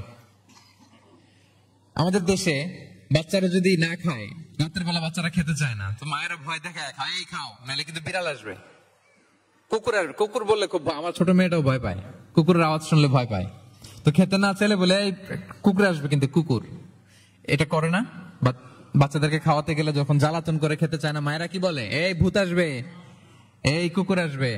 মদিনায় কি করতে জানেন? বাচ্চারা খেতে না চাইলে মায়েরা বলতো, হা হুয়া ইয়াতি উমর, হা হুয়া ইয়াতি উমর, তাড়াতাড়ি খাও, এই যে ওমর আসতেছে, ওমর। What a personality. ওয়া আশাদ্দুহুম ফি আমরিল্লাহি উমর। আল্লাহর দিন বাস্তবায়নে সবচেয়ে কঠোর ছিলেন ওমর রাদিয়াল্লাহু তাআলা আনহু। ওয়া আসদাকুহুম হায়াআন উসমান। আর সবচেয়ে লজ্জাশীল ছিল আমার সাহাবীর মধ্যে কে? উনি এত লজ্জাশীল ছিলেন, উনাকে দেখে ফেরেশতারা লজ্জা পেয়ে যেত। আল্লাহ আল্লাহ, এত লজ্জাশীল, ফেরেশতারা লজ্জা পেয়ে যেত। ওয়া আকরাউহুম লিকিতাবিল্লাহি উবাই ইবনে কাব। আল্লাহর কিতাব সবচাইতে বিশুদ্ধ করে তেলাওয়াত করতে পারতো উবাই ইবনে কাব রাদিয়াল্লাহু তাআলা। এই মোবাইলটা বন্ধ করতে হবে। ওই যে সবচাইতে চমৎকার করে কুরআন তেলাওয়াত করতে পারতো বিশুদ্ধভাবে, কারীদের মতো করে কে? উবাই ইবনে কাব। ও আফরাদুহুম যায়েদ ইবনে সাবিত। ফারায়েজের বিধিবিধান, মানে বাবা মারা গেলে সন্তান যে ওয়ারিস হয়, the law of inheritance, এটার ব্যাপারে এক্সপার্ট সাহাবী হচ্ছে যায়েদ ইবনে সাবিত রাদিয়াল্লাহু তাআলা আনহু। ওয়া আ'লামুহুম বিল হালাল ওয়াল হারাম মুআয ইবনে জাবাল। আর আমার সাহাবাদের মধ্যে হালাল হারামের স্পেশালিস্ট হচ্ছে মুআয ইবনে জাবাল। ওয়া ইন্না লিকুল্লি উম্মাতিন আমিন ওয়া আমিনু হাযিহিল উম্মতি আবু উবাইদা ইবনুল জাররাহ। সব উম্মতের মধ্যে একজন বিশ্বস্ত গার্ডিয়ান থাকে, আমার উম্মতের মধ্যে বিশ্বস্ত গার্ডিয়ান সাহাবীর নাম হচ্ছে আবু উবাইদা ইবনে জাররাহ। সুবহানাল্লাহ পড়ে। আচ্ছা, ওই সাহাবীদের সামনে দাঁড়িয়ে বিশ্বনবী যখন এই অ্যাপ্রিসিয়েশন দিচ্ছে, বলেন তো সাহাবীদের কেমন লাগতেছে? কেমন লাগতেছে? আল্লাহ, অ্যাপ্রিসিয়েশন দিচ্ছে তো এলাকার মেয়র, তাই না? এমপি, প্রেসিডেন্ট, খুদ বিশ্বনবী, খুদ। দেখেন, উনি চাইলে না বললেও পারতেন, তাদেরকে ইন্সপায়ার করার জন্য তাশজিআন তাদের প্রশংসা করেছেন, অ্যাপ্রিসিয়েশন। দেখতেছি যে আবু বকর খুব নরম দিল, তিনি বললেন। দেখতেছেন যে ইসলাম প্রচারে ওমর খুব শক্ত মজবুত, তাকে অ্যাপ্রিসিয়েট করলেন, ক্রেডিটটা তাকে দিলেন। তাহলে বিশ্বনবী ক্রেডিট দিতে কখনো কার্পণ্যতা করতেন? গুণগ্রাহী ছিলেন। কিন্তু আমরা ভালো কিছু দেখলে এটা যে ভালো এতটুকু বলতে চাই না। এরকম করবেন আর না, এরকম করবেন না। সাহাবীদের মধ্যে সবচেয়ে সুরেলা গলার সাহাবী ছিলেন আবু মুসা আল-আশআরী রাদিয়াল্লাহু তাআলা আনহু। একদিন তিনি আবু মুসাকে বলেন, আবু মুসা, তুমি যে রাতে তেলাওয়াত করো আমি কিন্তু শুনি। ইয়া রাসূলুল্লাহ, আপনি কি করে শুনেন? আমার বাড়ি কই, আপনি থাকেন কই? বলতেছে, গত রাতে তুমি সূরা কাহাফ তেলাওয়াত করছো না? বলছে, জি করছি তো। আপনি কিভাবে শুনলেন? বলতেছে, তোমার ঘরের পাশ দিয়ে যাচ্ছিলাম, এত সুন্দর করে তুমি তেলাওয়াত করতেছো আবু মুসা। লাকাদ উতিতা মিজমারান মিন মাযামিরি আলি দাউদ। আল্লাহ তাআলা দাউদ আলাইহিস সালামের গলায় যে সুরের ঝংকার দিয়েছেন, আমার সাহাবীদের মধ্যে আল্লাহ তোমার গলায় ওই সুরের ঝংকার ঢুকাইয়া দিয়েছে। বলেন, বিশ্বনবীর কাছ থেকে যখন উনি এটা শুনছেন, ওনার কেমন লাগছিল? হ্যাঁ, how does he feel that time? মানে ফিলিংসটা কেমন লাগছে? হ্যাঁ, আমাদেরকে তো একজন বড় কেউ প্রশংসা করলে আমরা কত খুশি হয়ে যাই। বিশ্বনবী স্বয়ং প্রশংসা করেছেন, সুবহানাল্লাহ। দেখেন প্রিয় ভাইরা, বিশ্বনবী সাল্লাল্লাহু আলাইহি ওয়াসাল্লাম শুধু মুমিনদেরকে, মুসলিমদেরকে যদি এটা করতেন তাহলে এটা কথা ছিল, পানি পানি থাক, 1 ঘন্টার জন্য একটু কষ্ট করতে হবে। আমি পানি না খেয়ে কথা বলতেছি না, একটু কষ্ট করেন। এই পানি, এই চানাচুর, বিস্কিট দেওয়া শুরু করলে আলোচনার ফ্লো নষ্ট হয়ে যায়। পানিটা থাক, একটু পরে আমরা পানি খাবো ইনশাআল্লাহ। আমার দিকে তাকান, আমার দিকে তাকান। ওই যে আরেকজন দায়িত্ব পালন করতেছে মোবাইল নিয়ে, আমার দিকে তাকান। আমরা তো আমার দলের বাইরে কেউ ভালো কিছু করলে বলি না। বিশ্বনবী সাল্লাল্লাহু আলাইহি ওয়াসাল্লাম ইহুদির প্রশংসা করেছেন। আপনি আছেন কই মিয়া? ইহুদি। উহুদের যুদ্ধে বিশ্বনবী সাল্লাল্লাহু আলাইহি ওয়াসাল্লামের সাথে মদিনার যে ইহুদিরা, তাদের কন্ট্রাক্ট ছিল, মদিনা কেউ অ্যাটাক করলে সবাই মিলে মদিনাকে রক্ষা করবে। কিন্তু কুরাইশরা আক্রমণ করলো, এখন আর কেউ বেরোয় না। বনু কাইনুকা, বনু নদীর, বনু কুরাইজা কেউ আর যায় না, কেউ যায় না। বিশ্বনবী কি করবেন? নিজেই বেরোলেন সাহাবাদেরকে নিয়ে। মাঝ পথে আবার মুনাফিকরা ফিরে গেল, কোন ইহুদি যায় নাই, কথা রাখে নাই, একজন ইহুদি ছাড়া। তার নাম মুখাইরিক। তার নাম কি? মুখাইরিক। অন্য ইহুদিদেরকে বলতেছে, এই ইহুদিরা, তোমরা না মুহাম্মাদের সাথে চুক্তি করেছ মদিনায় অ্যাটাক হলে সবাই মদিনাকে সেভ করবা, তোমরা যাও আর না যাও, আমি যাব, আমি আমার কথা রাখবো, আমার কথার দাম আছে। এবং সে বলল, আমি যদি এই যুদ্ধে নিহত হই, আমার সম্পদের মালিক হয়ে যাবে মুহাম্মদ, আমার কোনো ছেলে মেয়ে পাবে না। মুখাইরিক বীর দর্পে ঘোড়া হাঁকিয়ে উহুদের ময়দানে যুদ্ধে গেল মুহাম্মদ সাল্লাল্লাহু আলাইহি ওয়াসাল্লামের পক্ষে, কুরাইশদের বিপক্ষে। বীর দর্পে যুদ্ধ করতে করতে সে নিহত হলো। যুদ্ধ শেষে শহীদ সাহাবাদের লাশ যখন বিষ্ণু সাল্লাল্লাহু আলাইহি ওয়াসাল্লামের সাথে আনা হলো, কাছে আনা হলো, মুখাইরিকের লাশও আনা হলো। মুখাইরিক তো মুমিন ছিল না, কি ছিল? সাহাবারা বলে, ইয়া রাসূলুল্লাহ, মুখাইরিক আপনার পক্ষে লড়াই করে নিহত হয়েছে। বিষ্ণু সাল্লাল্লাহু আলাইহি ওয়াসাল্লাম অনেকক্ষণ মুখাইরিকের দিকে তাকিয়ে রইলেন আর বললেন, মুখাইরিক খায়রু ইয়াহুদ, Mukhayriq is the best of the Jewish. ইহুদিদের মধ্যে সর্বশ্রেষ্ঠ জুইশ হচ্ছে মুখাইরিক। পড়েন আল্লাহু আকবার। Appreciation, giving credit to others.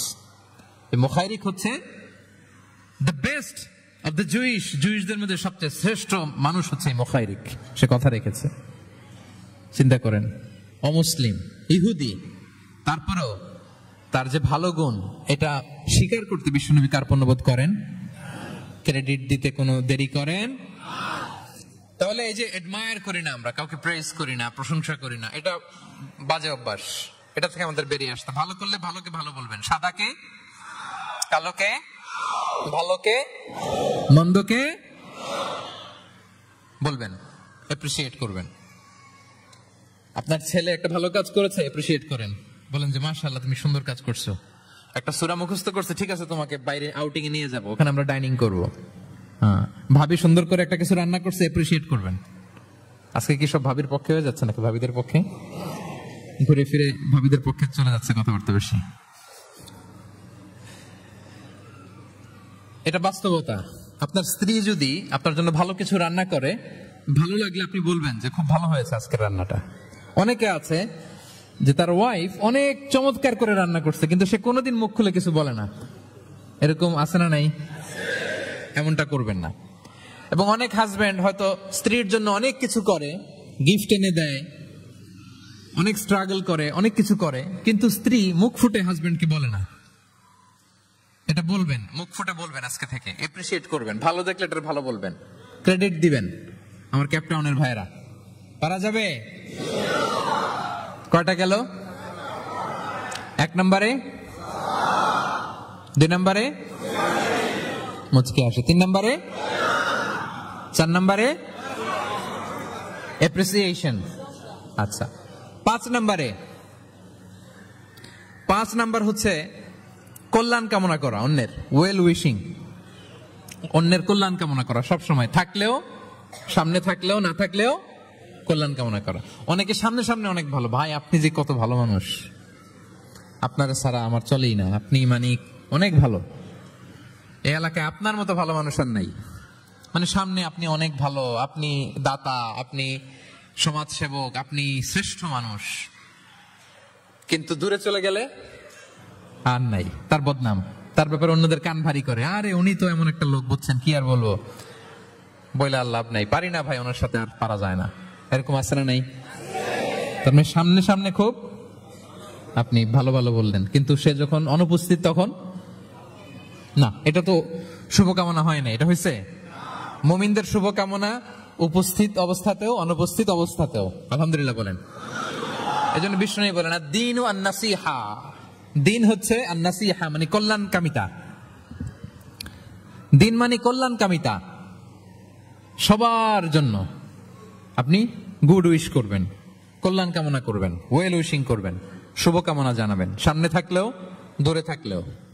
Vishnu সাল্লাল্লাহু আলাইহি ওয়াসাল্লাম বলেন, লিল মুমিনি আলাল মুমিনি সিত্তু খিসাল, এক মুমিনের উপর আরেক মুমিনের 6টা দায়িত্ব। এর মধ্যে একটা হচ্ছে ওয়ায়ানসাহু লাহু ইযা গাবা আও শাহিদা, সে তার শুভকামনা করবে, উপস্থিত থাকলেও করবে, অনুপস্থিত থাকলেও করবে।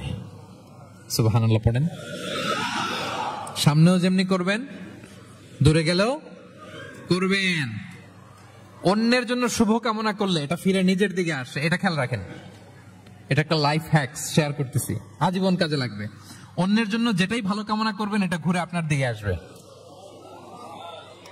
অনেকে বলে হুজুর ওর জন্য দোয়া করে আমার কি লাভ? নিজের জন্য আল্লাহ আমারে মাফ করে দাও, আল্লাহ আমারে সমৃদ্ধি দাও, আল্লাহ আমার বেতন বাড়াও, আল্লাহ আমার ব্যবসায় বরকত দাও, আল্লাহ আমার ছেলেরা হাফেজ বানাও, আল্লাহ আমার বউ, আল্লাহ আমার মেয়ে, আল্লাহ আমার আমার আমার সব আমার ভালো আপনি চাচ্ছেন নিজের জন্য, অন্যদের জন্যও চান। আল্লাহ আমার সব ভাইদেরকে মাফ করো, আল্লাহ আল্লাহ আমার গোটা মুসলিম উম্মাকে তুমি বরকত দাও, কল্যাণ দাও, নেতৃত্বে আসার তৌফিক দাও, আল্লাহ সবাইকে সুস্বাস্থ্য দাও। এটা ফিরে আপনার দিকে আসবে। অন্যের জন্য শুভকামনা বহুগুণ বৃদ্ধি হয়ে নিজের দিকে রিটার্ন করে। বিষ্ণু সাল্লাল্লাহু এটাই বলেছেন, মা মিন আবদিন মুসলিমিন ইয়াদউ লিআখিহি বিযাহরিল গায়বি ইল্লা ক্বালা লাহুল মালাকু ওয়া লাকা বিমিসলিন। কেউ যদি তার ভাইয়ের অনুপস্থিতি তার ভাইয়ের জন্য দোয়া করে, ফেরেশতারা ওই দোয়াটা তার জন্য আগে আগে করে। তাহলে অন্যের জন্য শুভকামনা করলে, দোয়া করলে লাভ না লস? ধরেন আমি মোশাররফ ভাইয়ের জন্য দোয়া করলাম যে আল্লাহ মোশাররফ ভাইকে তুমি সুস্থ করে দাও, তখন ফেরেশতারা বলে আল্লাহ যিনি দোয়া করতেছে তার যদি কোনো রোগ বালাই থাকে আগে তারে সুস্থ করে দাও। ধরেন আমি বেলায়েত ভাইয়ের জন্য দোয়া করতেছি, আল্লাহ বেলায়েত ভাইয়ের এই সমস্যা আল্লাহ তুমি দূর করে দাও, ফেরেশতারা বলবে আল্লাহ যিনি দোয়া করতেছে তার যদি এই সমস্যা থাকে আগে তারে এটা দূর করে দাও। ধরেন আমি দোয়া করলাম আল্লাহ আমার এই ভাই, আল্লাহ সে গরিব, তার অর্থের বড্ড অভাব, দারিদ্রতা, আল্লাহ তুমি আমার ভাইয়ের দারিদ্রতা দূর করো। ফেরেশতারা বলে ওয়ালাকা বিমিসলিন, তোমার জন্য এটা, মানে আল্লাহ যিনি দোয়া করতেছে তার যদি অর্থের প্রয়োজন থাকে আগে তার দারিদ্রতা দূর করে দাও। তাহলে বলেন তো অন্যের জন্য দোয়া করলে লাভ না লস? অন্যের জন্য ভালো দোয়া করলে এটা নিজের দিকে আসে। কিসের দিকে আসে? তাহলে শুভ কামনা 5 নম্বরে কি? আচ্ছা 10টার মধ্যে কয়টা বলে ফেলছি? ক্লান্ত হচ্ছেন না তো আপনারা? শুভ কামনা নিয়ে একটা গল্প বলি, আমি 6 নম্বরে যাচ্ছি। এক লোক মাগরিবের নামাজের আগে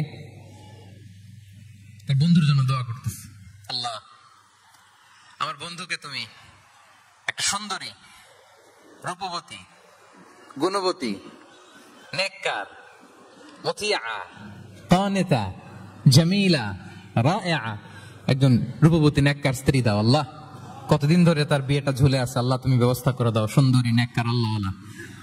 তো সে তো তার বন্ধুর জন্য প্রাণ ভরে দোয়া করতেছে, আর তার স্ত্রী ওয়াইফ পাশেই ইফতারি রেডি করতেছিল। এই দোয়া শুনে মহিলা তো তেলে বেগুনে জ্বলে উঠছে, দৌড়ে আসে বলছে এই তুমি কিসের দোয়া করো, রাখো। সে বেচারা মোনাজাতের মতো তো ভরকে গেছে, ভয় বলে কি হইলো, আমি তো দোয়া করতেছি আমার বন্ধুর জন্য। তো মহিলা বলে তুমি কি মনে করছো আমি হাদিসটা জানি না? অন্যের জন্য কোনো ভালো দোয়া করলে আগে যেটা নিজের জন্য কবুল হয় তুমি মনে করছো আমি জানি না? তুমি ভাবছো হাদিস শুধু তুমি একা জানো, আমি জানি না? না কি সব দোয়া করো এগুলা? আল্লাহু আকবার, আল্লাহ রহম করুক। প্রিয় ভাইরা, এটা বলার উদ্দেশ্য হচ্ছে আপনি ভালো কিছু অন্যের জন্য চাইলে আল্লাহ তাআলা এটা নিজের জন্য কবুল করে নেয়। তাহলে অন্যের জন্য কল্যাণ কামনা করা, এটা হচ্ছে হৃদ্যতা, ভালোবাসা, সুসম্পর্ক বানানোর 5 নাম্বার টিপস। কয় নাম্বার? আচ্ছা 6 নাম্বার টিপস হচ্ছে বিপদে কাউকে সাহায্য করা। কি করা? বিপদে সাহায্য করা। বিপদে যে সাহায্য করে সেই আসল বন্ধু, ঠিক কিনা? কাউকে যদি বিপদের সময় আপনি সাহায্য করেন সে আজীবন মনে রাখবে আপনাকে। সে যদি কৃতজ্ঞ মানুষ হয়, ভালো মানুষ হয়, আজীবন আপনাকে মনে রাখবে, কখনো ভুলবে না। এবং বিষ্ণু ইসলাম বলেন ওয়াল্লাহু ফি আউনিল আবদি মা দামাল আবদু ফি আউনি আখি। আল্লাহ তাআলা ততক্ষণ পর্যন্ত বান্দার সাহায্যে থাকে যতক্ষণ বান্দা তার ভাইয়ের সাহায্যে থাকে। তাহলে আপনি যদি আল্লাহর সাহায্য চান আপনার কি করতে হবে বলেন তো? আপনার ভাইকে সাহায্য করতে হবে। আল্লাহু ফি আউনিল আবদি মা দামাল আবদু ফি আউনি আখি।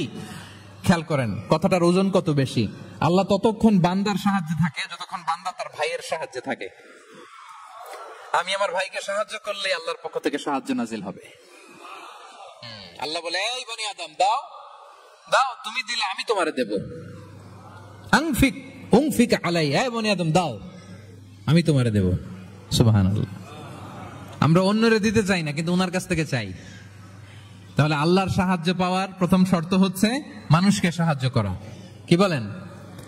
তাহলে 6 নাম্বার, পারস্পরিক সম্পর্ক যে আমরা যত্ন নিব বলছি, এই যত্ন নেওয়ার 6 নাম্বার টিপস হচ্ছে, ভালোবাসা বাড়ানোর 6 নাম্বার টিপস হচ্ছে টু হেল্প ইন ডেঞ্জার, বিপদে সাহায্য করা।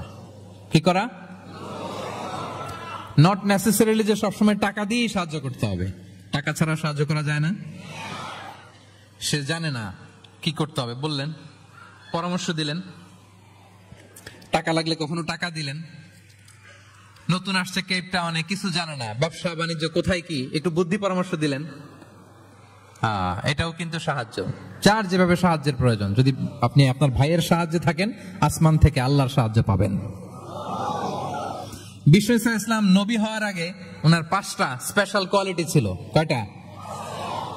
এর মধ্যে 2টা এই পয়েন্টের সাথে যায়। সেটা হচ্ছে, আর এটা বলছে ওনার খোদ স্ত্রী, প্রথম স্ত্রী, বিষ্ণুর প্রথম স্ত্রীর নাম খাদিজাতুল কুবরা তাহরা রাদিয়াল্লাহু তাআলা আনহা। কারো ব্যাপারে যদি সঠিক তথ্য জানতে চান, তার ওয়াইফকে নক করবেন, মানে তার স্ত্রীর কাছ থেকে রিপোর্ট নেবেন, আসলটা পেয়ে যাবেন। কয়েকটা জায়গায় নক করলে পাওয়া যায়। বড় সাহেবের তথ্য যদি জানতে চান, বড় সাহেবের দারোয়ানকে জিজ্ঞেস করেন, বড় সাহেবের ড্রাইভারকে জিজ্ঞেস করেন, বড় সাহেবের ঘরের কাজের বুয়াকে জিজ্ঞেস করেন, আর বড় সাহেবের বিবিকে জিজ্ঞেস করেন। এই 4 জনকে জিজ্ঞেস করলেই বড় সাহেবের গোমর আসল তথ্য এদের কাছ থেকে পাওয়া যাবে। বিষ্ণু ইসলামের স্ত্রী আম্মাজান খাদিজা বলেন, বিষ্ণু ইসলামের 5টা গুণ ছিল নবী হওয়ার আগেই। এর মধ্যে একটা হচ্ছে ওয়া তাহমিলুল কাল্লা, তিনি মানুষের বোঝা বইয়ে দিতেন। সুবহানাল্লাহ পড়বেন না? একজন লাকড়ি নিয়ে যাচ্ছে, ভারী, পিঠ কুঁজো হয়ে যাচ্ছে ব্যথায়, বিশ্বনবী নিজের কাঁধে নিয়ে ওটা বহন করে দিতেন।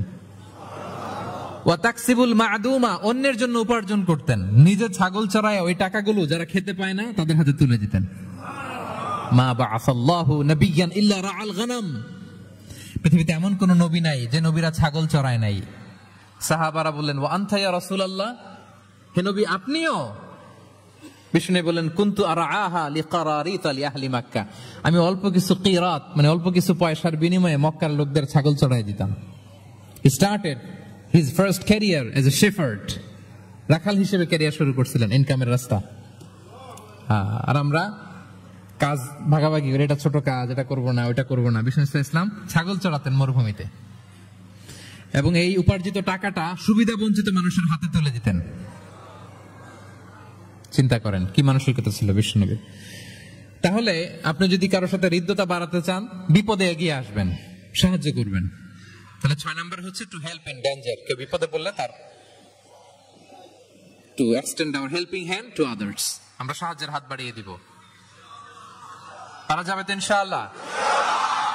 কয়টা গেল? 7 নাম্বার হচ্ছে ভিজিটিং সিক, অসুস্থ ব্যক্তিকে ভিজিট করা। এটা অনেক বড় সওয়াবের কাজ, এবং এতে আপনার হৃদ্যতা বাড়বে, ওই লোক আপনাকে মনে রাখবে। বিষ্ণু ইসলাম উনি সকালবেলা রেগুলারলি 2টা কাজ করতেন। এক হচ্ছে মদিনার বাজার ভিজিট করতে যেতেন রাফলি 10টা সাড়ে 10টার দিকে, আর ওই টাইমে উনি মদিনায় যদি কেউ অসুস্থ থাকতো তার বাসায় ভিজিট করতে যেতেন। আপনারা অসুস্থকে দেখতে জানতো না? যাবেন। বিষ্ণু ইসলাম কোন অসুস্থের কাছে গেলে তার মাথায় হাত দিয়ে দোয়া পড়তেন। তিনি পড়তেন, আল্লাহ আযহিবিন নাস, আল্লাহুম্মা রাব্বান নাস আযহিবিল বাস, ইশফি আনতা শাফি, লা শিফা ইল্লা শিফাউক, শিফাআন লা ইগাদিরু সাকমা। রোগীর মাথায় হাত দিয়ে তিনি বলতেন, হে মানুষের রব, তার রোগ, তার কষ্ট দূর করেন, তাকে শিফা নসিব করেন, এমন শিফা দেন যে শিফার পরে আর সে রোগাক্রান্ত হবে না। বিষ্ণু ইসলামের এক খাদেম ছিল মদিনায়, ছোট্ট বালক, কিন্তু ধর্মে ইহুদি, ধর্মে নন মুসলিমদের সাথে how should be our relationship to the people of different faith, এটা নিয়ে আমার লম্বা লেকচার আছে, শুনবেন। লম্বা, আমি একাডেমিক ওয়েতে আলোচনা করেছি, আমার ইউটিউব চ্যানেলে গেলে পাবেন। মদিনাতে এক ছোট্ট ইহুদি বালক বিষ্ণু ইসলামের খেদমত করত, এটা সেটা এগিয়ে দিত। বিষ্ণু ইসলাম কোনো কাজ থাকলে তাকে অ্যাসাইন করতেন, অ্যাপয়েন্ট করতেন, দিতেন। কিন্তু অনেকদিন হয় ছেলেটা আসে না। বিষ্ণু খোঁজলেন ওই ইহুদি বালকটা কোথায়। সাহাবারা বলল, ইয়া রাসূলুল্লাহ, সে তো অসুস্থ। সে কি? সে তো অসুস্থ। সেই বুখারীর বর্ণনা শুনেই বিষ্ণু ইসলাম তার বাড়িতে গেলেন। কার বাড়িতে? ইহুদির বাড়ি। আমরা মনে করছি শুধু মুসলিম অসুস্থ হইলেই বোধহয় দেখতে যাইতে হবে, এরকম আমরা ধারণা করে নিছি। না, অসুস্থ হলে সেবা শুশ্রূষা করা, দেখতে যাওয়া, এটা মুসলিম ও মুসলিমের সাথে সম্পর্ক না। যে কোনো ধর্মের, যে কোনো বর্ণের, যে কোনো চিন্তার অসুস্থ হইলেই আপনার নেইবার, এদিকে খ্রিস্টান যাবেন, এদিকে জুইশ যাবেন। ভিজিটিং সিক ফর অল, সবার জন্য এটা। বিষ্ণু ইসলাম গেলেন, যে তার পাশে, মাথার পাশে বসলেন। বসে তিনি বললেন, ইয়া গোলাম আসলিম, হে বালক তুমি ইসলাম ধর্ম গ্রহণ করো। এতদিন খেদমত করছে, বলে নাই। অনেকদিন খেদমত করছে, একদিনও বলে নাই। একদিনও, আজকে বলতেছে। দেখেন, বিষ্ণু ইসলাম প্রপার টাইমিং এর অপেক্ষা করতেন সবকিছুর। আমরা অনেক সময় টাইমিং বুঝি না, কখন কি বলতে হয়, কখন কি করতে হয়, কতটুকু বলতে হয়, কোথায় যে থামতে হয়, এই কমন সেন্সটা অনেকের নাই। হ্যাঁ, আমি তো হিন্দুদেরকে পাইলে ইসলামের কথা বলিই না, আমি যে তুমি শাহাদা পড়ো এটা কখনো বলি না। আমি ইসলামের বিউটি শুধু তুলে ধরি, যে এটা এমন, এটা এমন, কিন্তু তুমি শাহাদা পড়ো এটা বলি নাই। কত লোক যে আমার কাছে আসছে শাহাদা পড়ার জন্য, হিসাব নাই, হিসাব নাই। এখন তো পাবলিকলি করি না কিছু ইস্যুর কারণে,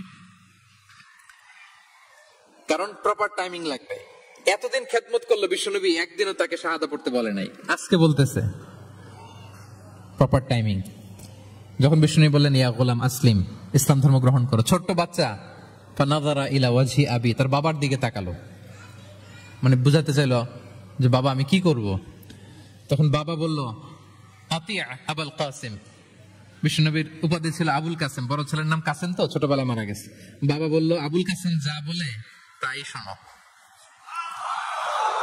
কারণ এতদিনে ছেলের কাছ থেকে রিপোর্ট নিয়ে বুঝে গেছে তো এটা কে,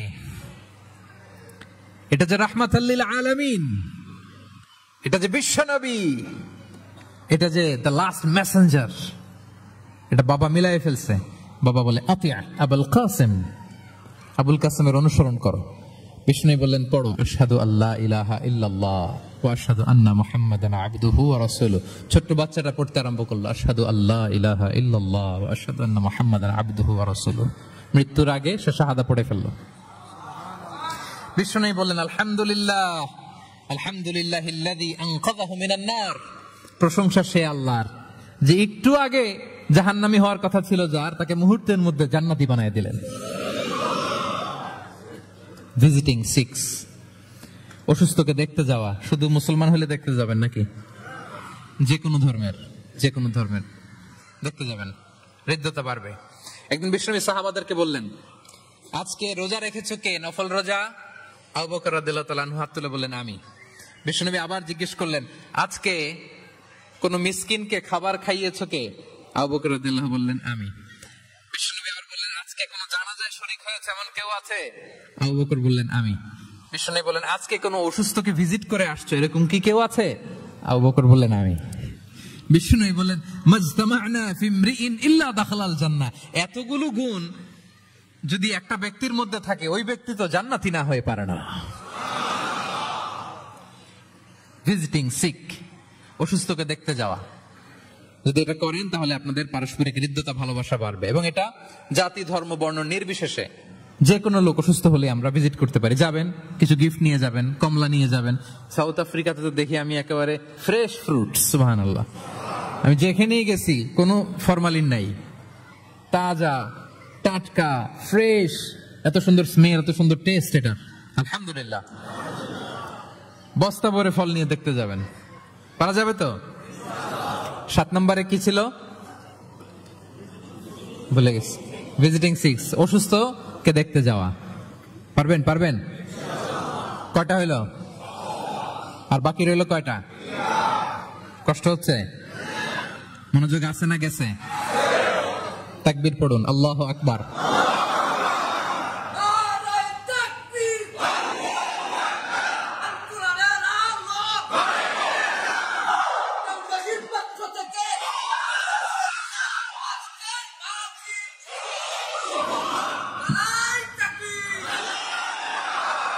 মাশাআল্লাহ, তাবারাকাল্লাহ। কয়টা বললাম? 8 নাম্বার হচ্ছে এক্সচেঞ্জিং গিফট। উপহার দেয়া, গিফট দেওয়া। কি দেওয়া? নট নেসেসারি যে দামি কিছু দিতে হবে, নট নেসেসারি দামে দিতে। ছোট্ট জিনিস দেন, একটা কলম দেন, কি দিবেন? কলম দেন, একটা ছোট বই দেন, একটা মেসওয়াক দেন, একটা টুপি দেন, আপনার সাধ্যে যা কুলায় দেন, গিফট করেন। আমি ইফতারি করতে বসলেও আমার ডানে বায়ে যারা থাকে এখান থেকে আমি দেই, কারণ একজন রোজাদারকে এক ঢুক পানি খাইয়ে ইফতারি করলেও সে সারাদিন রোজা রেখে যেই সওয়াব, তার সওয়াব না কমিয়ে ওই পরিমাণ সওয়াব আল্লাহ যিনি খাওয়ালো তার আমলনামায় দিয়ে দেয়। তো একটু বিতরণ করেন, একটু খাইয়ে দেন, সামান্য কিছু হলো গিফট দেন। উপহার দিলে ভালোবাসা বাড়ে। সুবহানাল্লাহ। বিষ্ণু ইসলাম নিজেই বলেছেন, তাহাদাও তাহাব্বু, তোমরা একে অপরকে উপহার দাও, তোমাদের মধ্যে ভালোবাসা বাড়িয়ে দিবে কে? পারস্পরিক উপহার বিনিময় করবেন। ছেলেকে উপহার দিন, মেয়েকে উপহার দিন, স্ত্রীকে দিন, বন্ধুকে দিন, কলিগকে দিন, পারলে শত্রুকেও দিন। কি বলেন? শত্রুকে যদি উপহার দেন শত্রুতা থাকবে? ধরেন কারোর সাথে আপনার কম্পিটিশন, ধরেন একটা নির্বাচন, সে জিতে গেল, আপনি হেরে গেলেন, আপনি ফুল পাঠান, ফ্রুটস পাঠান, দেখবেন শত্রুতা কমে গেছে। এটাই বলেছেন বিষ্ণু ইসলাম সরাসরি, যে তাহাদাও তাহাব্বু তাযহাবি শাহনা, তোমরা পারস্পরিক গিফট দাও, তাহলে শত্রুতা, the enmity will disappear, শত্রুতা দূর হয়ে যাবে, বিরোধ মিটে যাবে, ভালোবাসা বেড়ে যাবে। তাহলে পারস্পরিক সুসম্পর্কের জন্য, সম্পর্ক উন্নয়নের জন্য, হৃদ্যতা ভালোবাসা বাড়ানোর জন্য আমরা একে অপরকে উপহার দিব, যা পারি উপহার দেওয়ার এই কালচারটা ভালো, এটা সুন্নাহ। পারবেন তো? তাহলে 8 নম্বরে কি ছিল? Gift, exchanging gift. আচ্ছা, 9 নাম্বার হচ্ছে হসপিটালিটি, আপ্যায়ন করানো, মানে মানুষকে খাওয়ানো। মানুষকে কি শুধু নিজেই খাবেন না, খাওয়াবেনও, দুটোই ভালো। খাইবেনও, খাওয়াবেনও। খাবেনও, খাওয়াবেনও। খাওয়ালে হৃদ্যতা বাড়ে, কাউকে আপ্যায়ন করালে, এন্টারটেইন করালে, হসপিটালিটি করলে হৃদ্যতা বাড়ে। আরবরা কি বলে জানেন?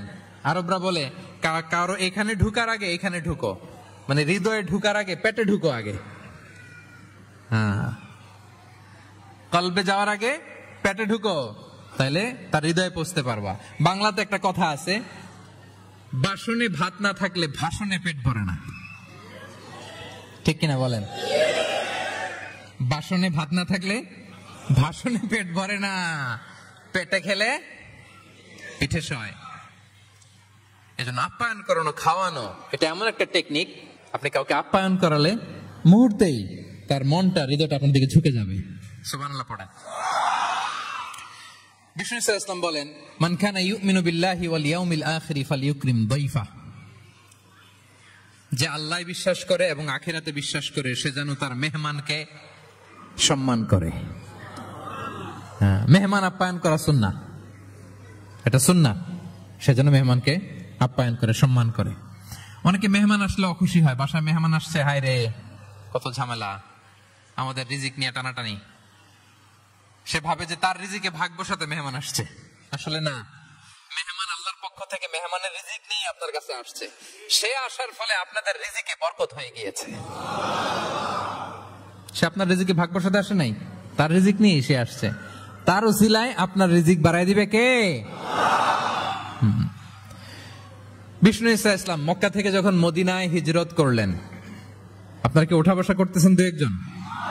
হ্যাঁ, ঠিক আছে, আমার দিকে তাকান, আওয়াজ হবে না, আমার দিকে তাকান। গুরুত্বপূর্ণ একটা হাদিস শুনেন। আব্দুল্লাহ ইবনে সালাম রাদিয়াল্লাহু তাআলা আনহু আগে ছিলেন ইহুদি পণ্ডিত, পরে শাহাদা পড়ে মুসলিম হয়েছেন। তিনি বর্ণনা করেন, বিষ্ণু ইসলাম মক্কা থেকে যখন মদিনায় আসলেন, এসেই 4 দফা কর্মসূচি ঘোষণা করলেন। আওয়াজ করে বলতে হবে, কয় দফা? 4 দফা কর্মসূচি ঘোষণা করলেন। আসলেন আবু বকর রাদিয়াল্লাহু তাআলা আনহুকে নিয়ে।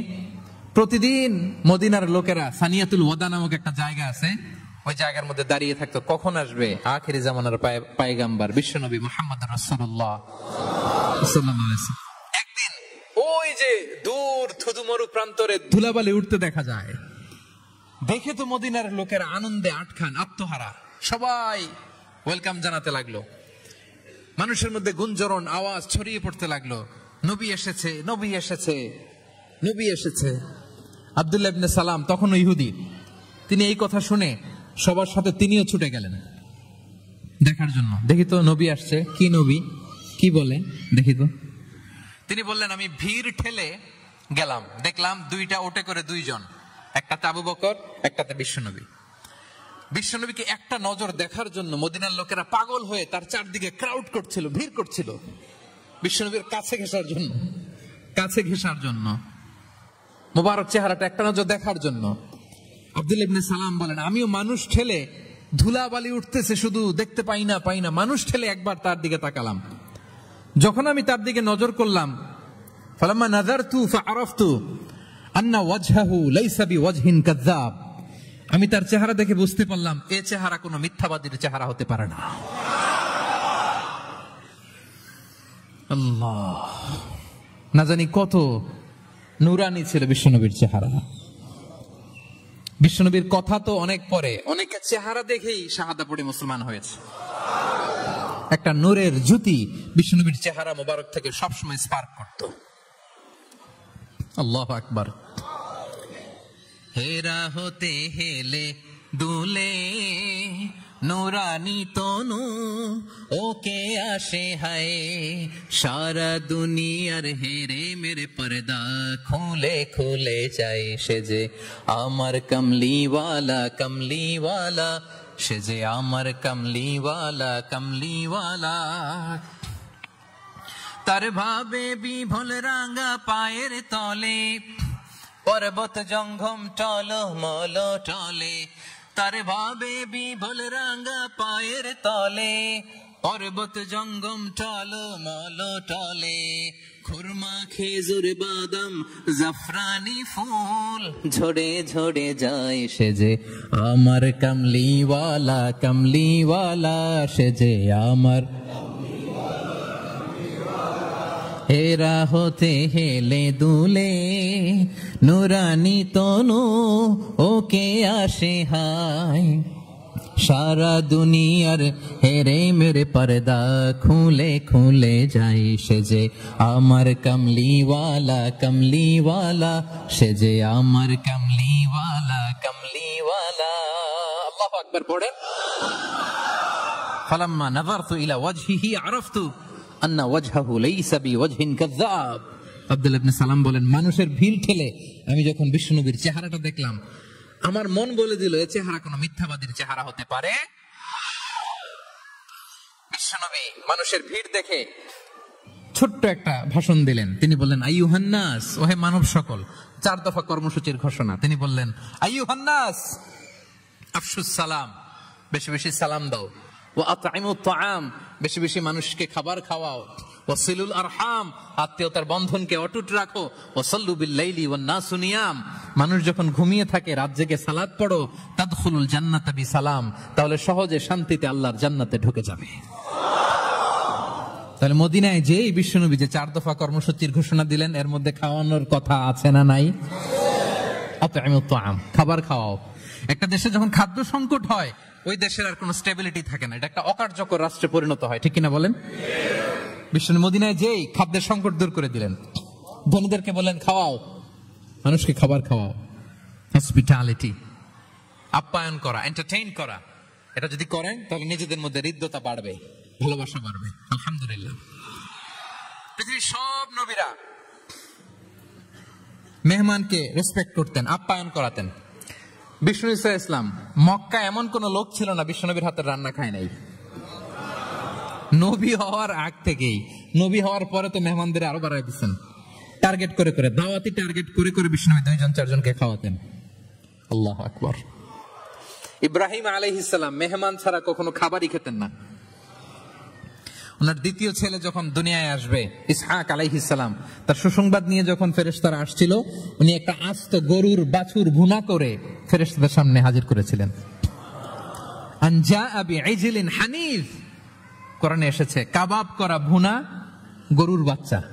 আল্লাহু আকবার। কারণ তিনি তখন বুঝতে পারেন না যে ফেরেশতা, মানুষের সূরাতে এসেছিল তো, দিলেন, প্রেজেন্ট করলেন একটা আস্ত গরুর বাছুর কাবাব করা। আল্লাহু আকবার। তাহলে সম্পর্ক বিল্ড আপ করার 9 নম্বর পদ্ধতি কি ছিল? হ্যাঁ, মেহমানদারি, আপ্যায়ন, হসপিটালিটি। মনে থাকবে? ইনশাল্লাহ নাই, এবার ডবল ইনশাআল্লাহ। মাশাআল্লাহ, আমার ক্যাপটাউনের ভাইরা তো আলহামদুলিল্লাহ, আল্লাহ তাআলা অনেক সমৃদ্ধি দিয়েছে, আরো দেখ। কৃপণতা করবেন না, কৃপণদের আল্লাহ পছন্দ করে না, কৃপণদের আল্লাহ পছন্দ করে না। হাত উজাড় করে দিবেন, উপর থেকে উজাড় করে আপনাকে দিবে কে? হসপিটালিটি, মেহমানদারি করা, হৃদ্যতা বাড়ায়। কয়টা গেল? বাকি রইল কয়টা? 10 নম্বর। 10 নম্বর হচ্ছে রিকনসিলিয়েশন, সেটেলমেন্ট, মিলিয়ে দেয়া, যেটা দিয়ে আয়াত শুরু করেছি। দুইজন ঝগড়া লাগছে, দূর থেকে লাগাই দিব আমরা, নাকি? অনেকে কিন্তু দূর থেকে মজা নেয়, ওই যে এটা লাগছে দুইটা আরো লাগুক, আরেকটু হাতাহাতি, ঘুষাঘুষি, কিলাকিলি, মারামারি, মামলা হামলা, আছে না নাই? দূর থেকে অনেকে কি নেয়? মজা নেয়। এটা মুনাফিকের আলামত, এটা করবেন না। বরং আপনি মিলিয়ে দেওয়ার চেষ্টা করবেন। কয়েকটা জায়গায় মিথ্যা বলাও যায় যাচ্ছে, এর মধ্যে একটা হচ্ছে মিলায়া দেয়া। একদিন বললেন, ভাই উনি তো আপনার ব্যাপারে খুব চমৎকার একটা কথা বললো। আমার ব্যাপারে? এই লোক কি বলছে, কি বলেন তো, কি বললো? তোর আপনি বললেন, আরে এই তো উনি তো বলতেছে আপনি নাকি এরকম খুব ভালো, এই সেই। সে তো খুশিতে বাকবাকু। বাহ, আমি তো এতদিন এটা খারাপ মনে করছিলাম। এত ঝগড়াঝাটি, বাইরে বাইরে আমার প্রশংসা করে, আলহামদুলিল্লাহ, ভালো, দেখি কি হয়। ওরে যে আবার একদিন বললেন, আরে ভাই ওনার সাথে দেখা, কথা প্রসঙ্গে তো আপনার ব্যাপারে বলতে যে বললো আপনি নাকি এরকম করছিলেন, ভালো একটা কাজ। সে অবাক হয়ে যাবে, দেখবেন যে এরপরে দুইজনের যখন রাস্তায় দেখা হয়ে গেছে, একে অপরকে সালাম দিয়ে ফেলতেছে, হ্যাঁ, মুসাফা করে ফেলতেছে, কথা বলতেছে, কোন একটা ইস্যু ধরে তারা মিলে যাওয়ার চেষ্টা করতেছে। কারণ দুইজনের মধ্যে হৃদয়তা আগে থেকেই তো, হৃদয়টা কোল ডাউন হয়ে আছে, ঠিক কিনা বলেন? আর এই মধ্যস্থতা করেছেন কে? আপনি আপনি আপনি মধ্যস্থতা করছেন। রিকনসিলিয়েশন, মিলায়ে দিবেন। তাহলে ঝগড়া লাগলে আজকে থেকে আমরা কি করব? মিলায়ে দিব, সেটেলমেন্ট করে দিব। আল্লাহ বলেন, ফাত্তাকুল্লাহ ওয়া আসলিহু যাতা বাইনিকুম। আল্লাহরে ভয় করো, আর নিজেদের মধ্যে বিবাদ বিরোধ হলে এটার উস্কে দিও না, মিলিয়ে দাও। কি করো? মিলিয়ে দাও। একটা অত্যন্ত জরুরি হাদিস বলছি, মনোযোগ দিয়ে শোনো, এটা বলে শেষ করব। বিষ্ণু ইসলাম একবার সাহাবাদেরকে বলেন, আলা উখবিরুকুম বিআফদাল মিন দারাজাতিস সিয়ামি ওয়াস সালাতি ওয়াস সাদাকা। সাহাবাদেরকে বলেন, ও সাহাবারা, নামাজের চেয়েও, রোজার চেয়েও, দান খয়রাতের চেয়েও একটা বড় ইবাদত আছে, এটা কি আমি কি তোমাদের বলবো না? সাহাবারা তো অবাক, নামাজের চেয়েও বড় ইবাদত, রোজার চেয়েও বড়, দানের চেয়েও বড়। ক্বালু বালা ইয়া রাসূলুল্লাহ। সাহাবারা বললেন, অবশ্যই হে নবী, হ্যাঁ আপনি বলেন সেটা কি? বিষ্ণু ইসলাম বললেন, ইসলাহু যাতিল বাইন, বিবাদমান দুই গ্রুপকে মাঝখান দিয়ে যে মিলিয়ে দেয়া। নামাজের চেয়েও বড়, রোজার চেয়েও, সাদাকার চেয়েও বড়, মিলায়া দেওয়া। আমরা মনে করি সেজদা দিতে দিতে কপালে দাগ ফেলে দিছি, এটাই তো বড় ইবাদত। এটা তো নিঃসন্দেহে বড় ইবাদত। আমরা মনে করি হজ করতে করতে শেষ করে ফেলতেছি, এটাই বড় ইবাদত। জিকির করতে করতে আমরা দিন রাত এক করে ফেলতেছি, এগুলো তো নিঃসন্দেহে ইবাদত। কিন্তু দুই ভাই বিবাদমান দুই গ্রুপের মধ্যে আপনি যদি মিলিয়ে দেন, এগুলো নফল রোজা, নফল দান, নফল সালাতের চেয়ে বেশি সওয়াবের কাজ করেন। সুবহানাল্লাহ। তাহলে এখন পকেটে যদি দুই গ্রুপকে লাগতে দেখেন, কি করবেন? পারা যাবে? এদিকে 2-4 জন উঠছেন কেন আপনারা? আমি কি এখনো উঠছি? ওয়াশরুমে যাবে না? আর 2 মিনিট বসেন। তাহলে বিবাদমান দুই পক্ষকে মিলিয়ে দেয়া অনেক বড় সওয়াবের কাজ। এবং বিষ্ণু ইসলাম নিজে এই কাজটা করতেন। আমার ক্যাপ্টেনের ভাইয়েরা মিলিয়ে দিতেন। সেই বুখারীতে একটা বাব আছে, বাবু কাউলিল ইমাম ইযহাবু বিনা নুসলিহ বাইনাহুম। বিষ্ণু ইসলাম ঝগড়া দেখলেই বলতেন, ইযহাবু বিনা, আমাকে নিয়ে যাও, নুসলিহ বাইনাহুম, আমি মিলিয়ে দেব। কোবাপল্লীতে একবার দুই সাহাবীদের গ্রুপ ঝগড়া লাগছে। কোবাপল্লীতে বিষ্ণু ইসলাম বললেন, কোথায় ঝগড়া? কোবায়। বিষ্ণু বলেন, ইযহাবু বিনা, ঝামেলাকে আমারে নিয়ে যাও, নুসলিহ বাইনাহুম, আমি মিলাই দিব। সুবহানাল্লাহ। হি ওয়াজ এ ভেরি গুড মিডিয়েটর। মধ্যস্থতা করতেন পারতেন চমৎকার বিশ্বনবী। বিবাদমান দুই পক্ষকে মিলিয়ে দিতেন। আউস খাজরাজের 100 বছরের যুদ্ধ বিশ্বনবী মিলাই দিতেন। সুবহানাল্লাহ পড়েন। তাহলে মধ্যস্থতা করা যাবে? হ্যাঁ, মধ্যস্থতা করবেন, মিলিয়ে দিবেন নাকি লাগাই দিবেন? আগুন লাগলে ঘি ঢালবেন, তেল ঢালবেন, কি ঢালবেন? মনে থাকবে? তাহলে যে আয়াত দিয়ে শুরু করেছিলাম সে আয়াত দিয়ে শেষ করি। ইন্নামাল মুমিনুনা ইখওয়া, বিশ্বাসীরা ভাই ভাই। ফাসলিহু বাইনা আখাওয়াইকুম, ভ্রাতৃত্বের মধ্যে বিবাদ হলে কি করো? মিলিয়ে দাও, কারণ তোমরা হচ্ছে ইখওয়াতুন ফিদ্দিন, দিনী ভাই। আর দিনী ভাইয়েরা এক দেহ এক প্রাণ, এক দেহ। ফাত্তাকুল্লাহ, আল্লাহকে ভয় করো। লাআল্লাকুম তুরহামুন, রহমতের বারিধারা নাজিল করবে কে? তাহলে সম্মানিত সুধী, আমাদের এই ভেঙে যাওয়া ভঙ্গুর সম্পর্কগুলোকে যেন আমরা জোড়া লাগাই। আমাদের পারস্পরিক হৃদ্যতা, ভালোবাসা, এগুলো বাড়ানোর জন্য ইসলামের দেয়া যে 10টা ফর্মুলা আজকে বলেছি, এগুলো যেন আমরা আমল করি। পারা যাবে? দেখি কয়জনের মনে আছে। 1 নাম্বার কি ছিল?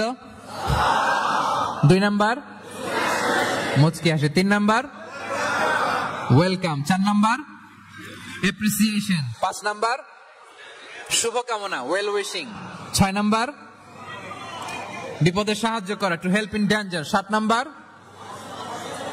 অসুস্থকে দেখতে যাও, visiting sick, 8 number exchanging gift উপহার দেয়া, 9 নাম্বার হসপিটালিটি মানে মেহমানদারি, 10 নাম্বার লাগিয়ে দেওয়া। মনে থাকবে? কয়দিন? সারা জীবন। আল্লাহ তাআলা আমাদের সম্পর্কগুলোকে মজবুত করুক, আমাদের মধ্যে হৃদ্যতা বাড়িয়ে দিক, ভালোবাসা বাড়িয়ে দিক, গোটা বিশ্বের মুসলিমদেরকে এক দেহ এক প্রাণ হিসেবে আল্লাহ কবুল করুক। আপনারা যারা এসেছেন সবাইকে আল্লাহ তাআলা ঈমানের উপর অবিচল রাখুক, তার স্পেশাল রহমতের চাদরে আবৃত রাখুক।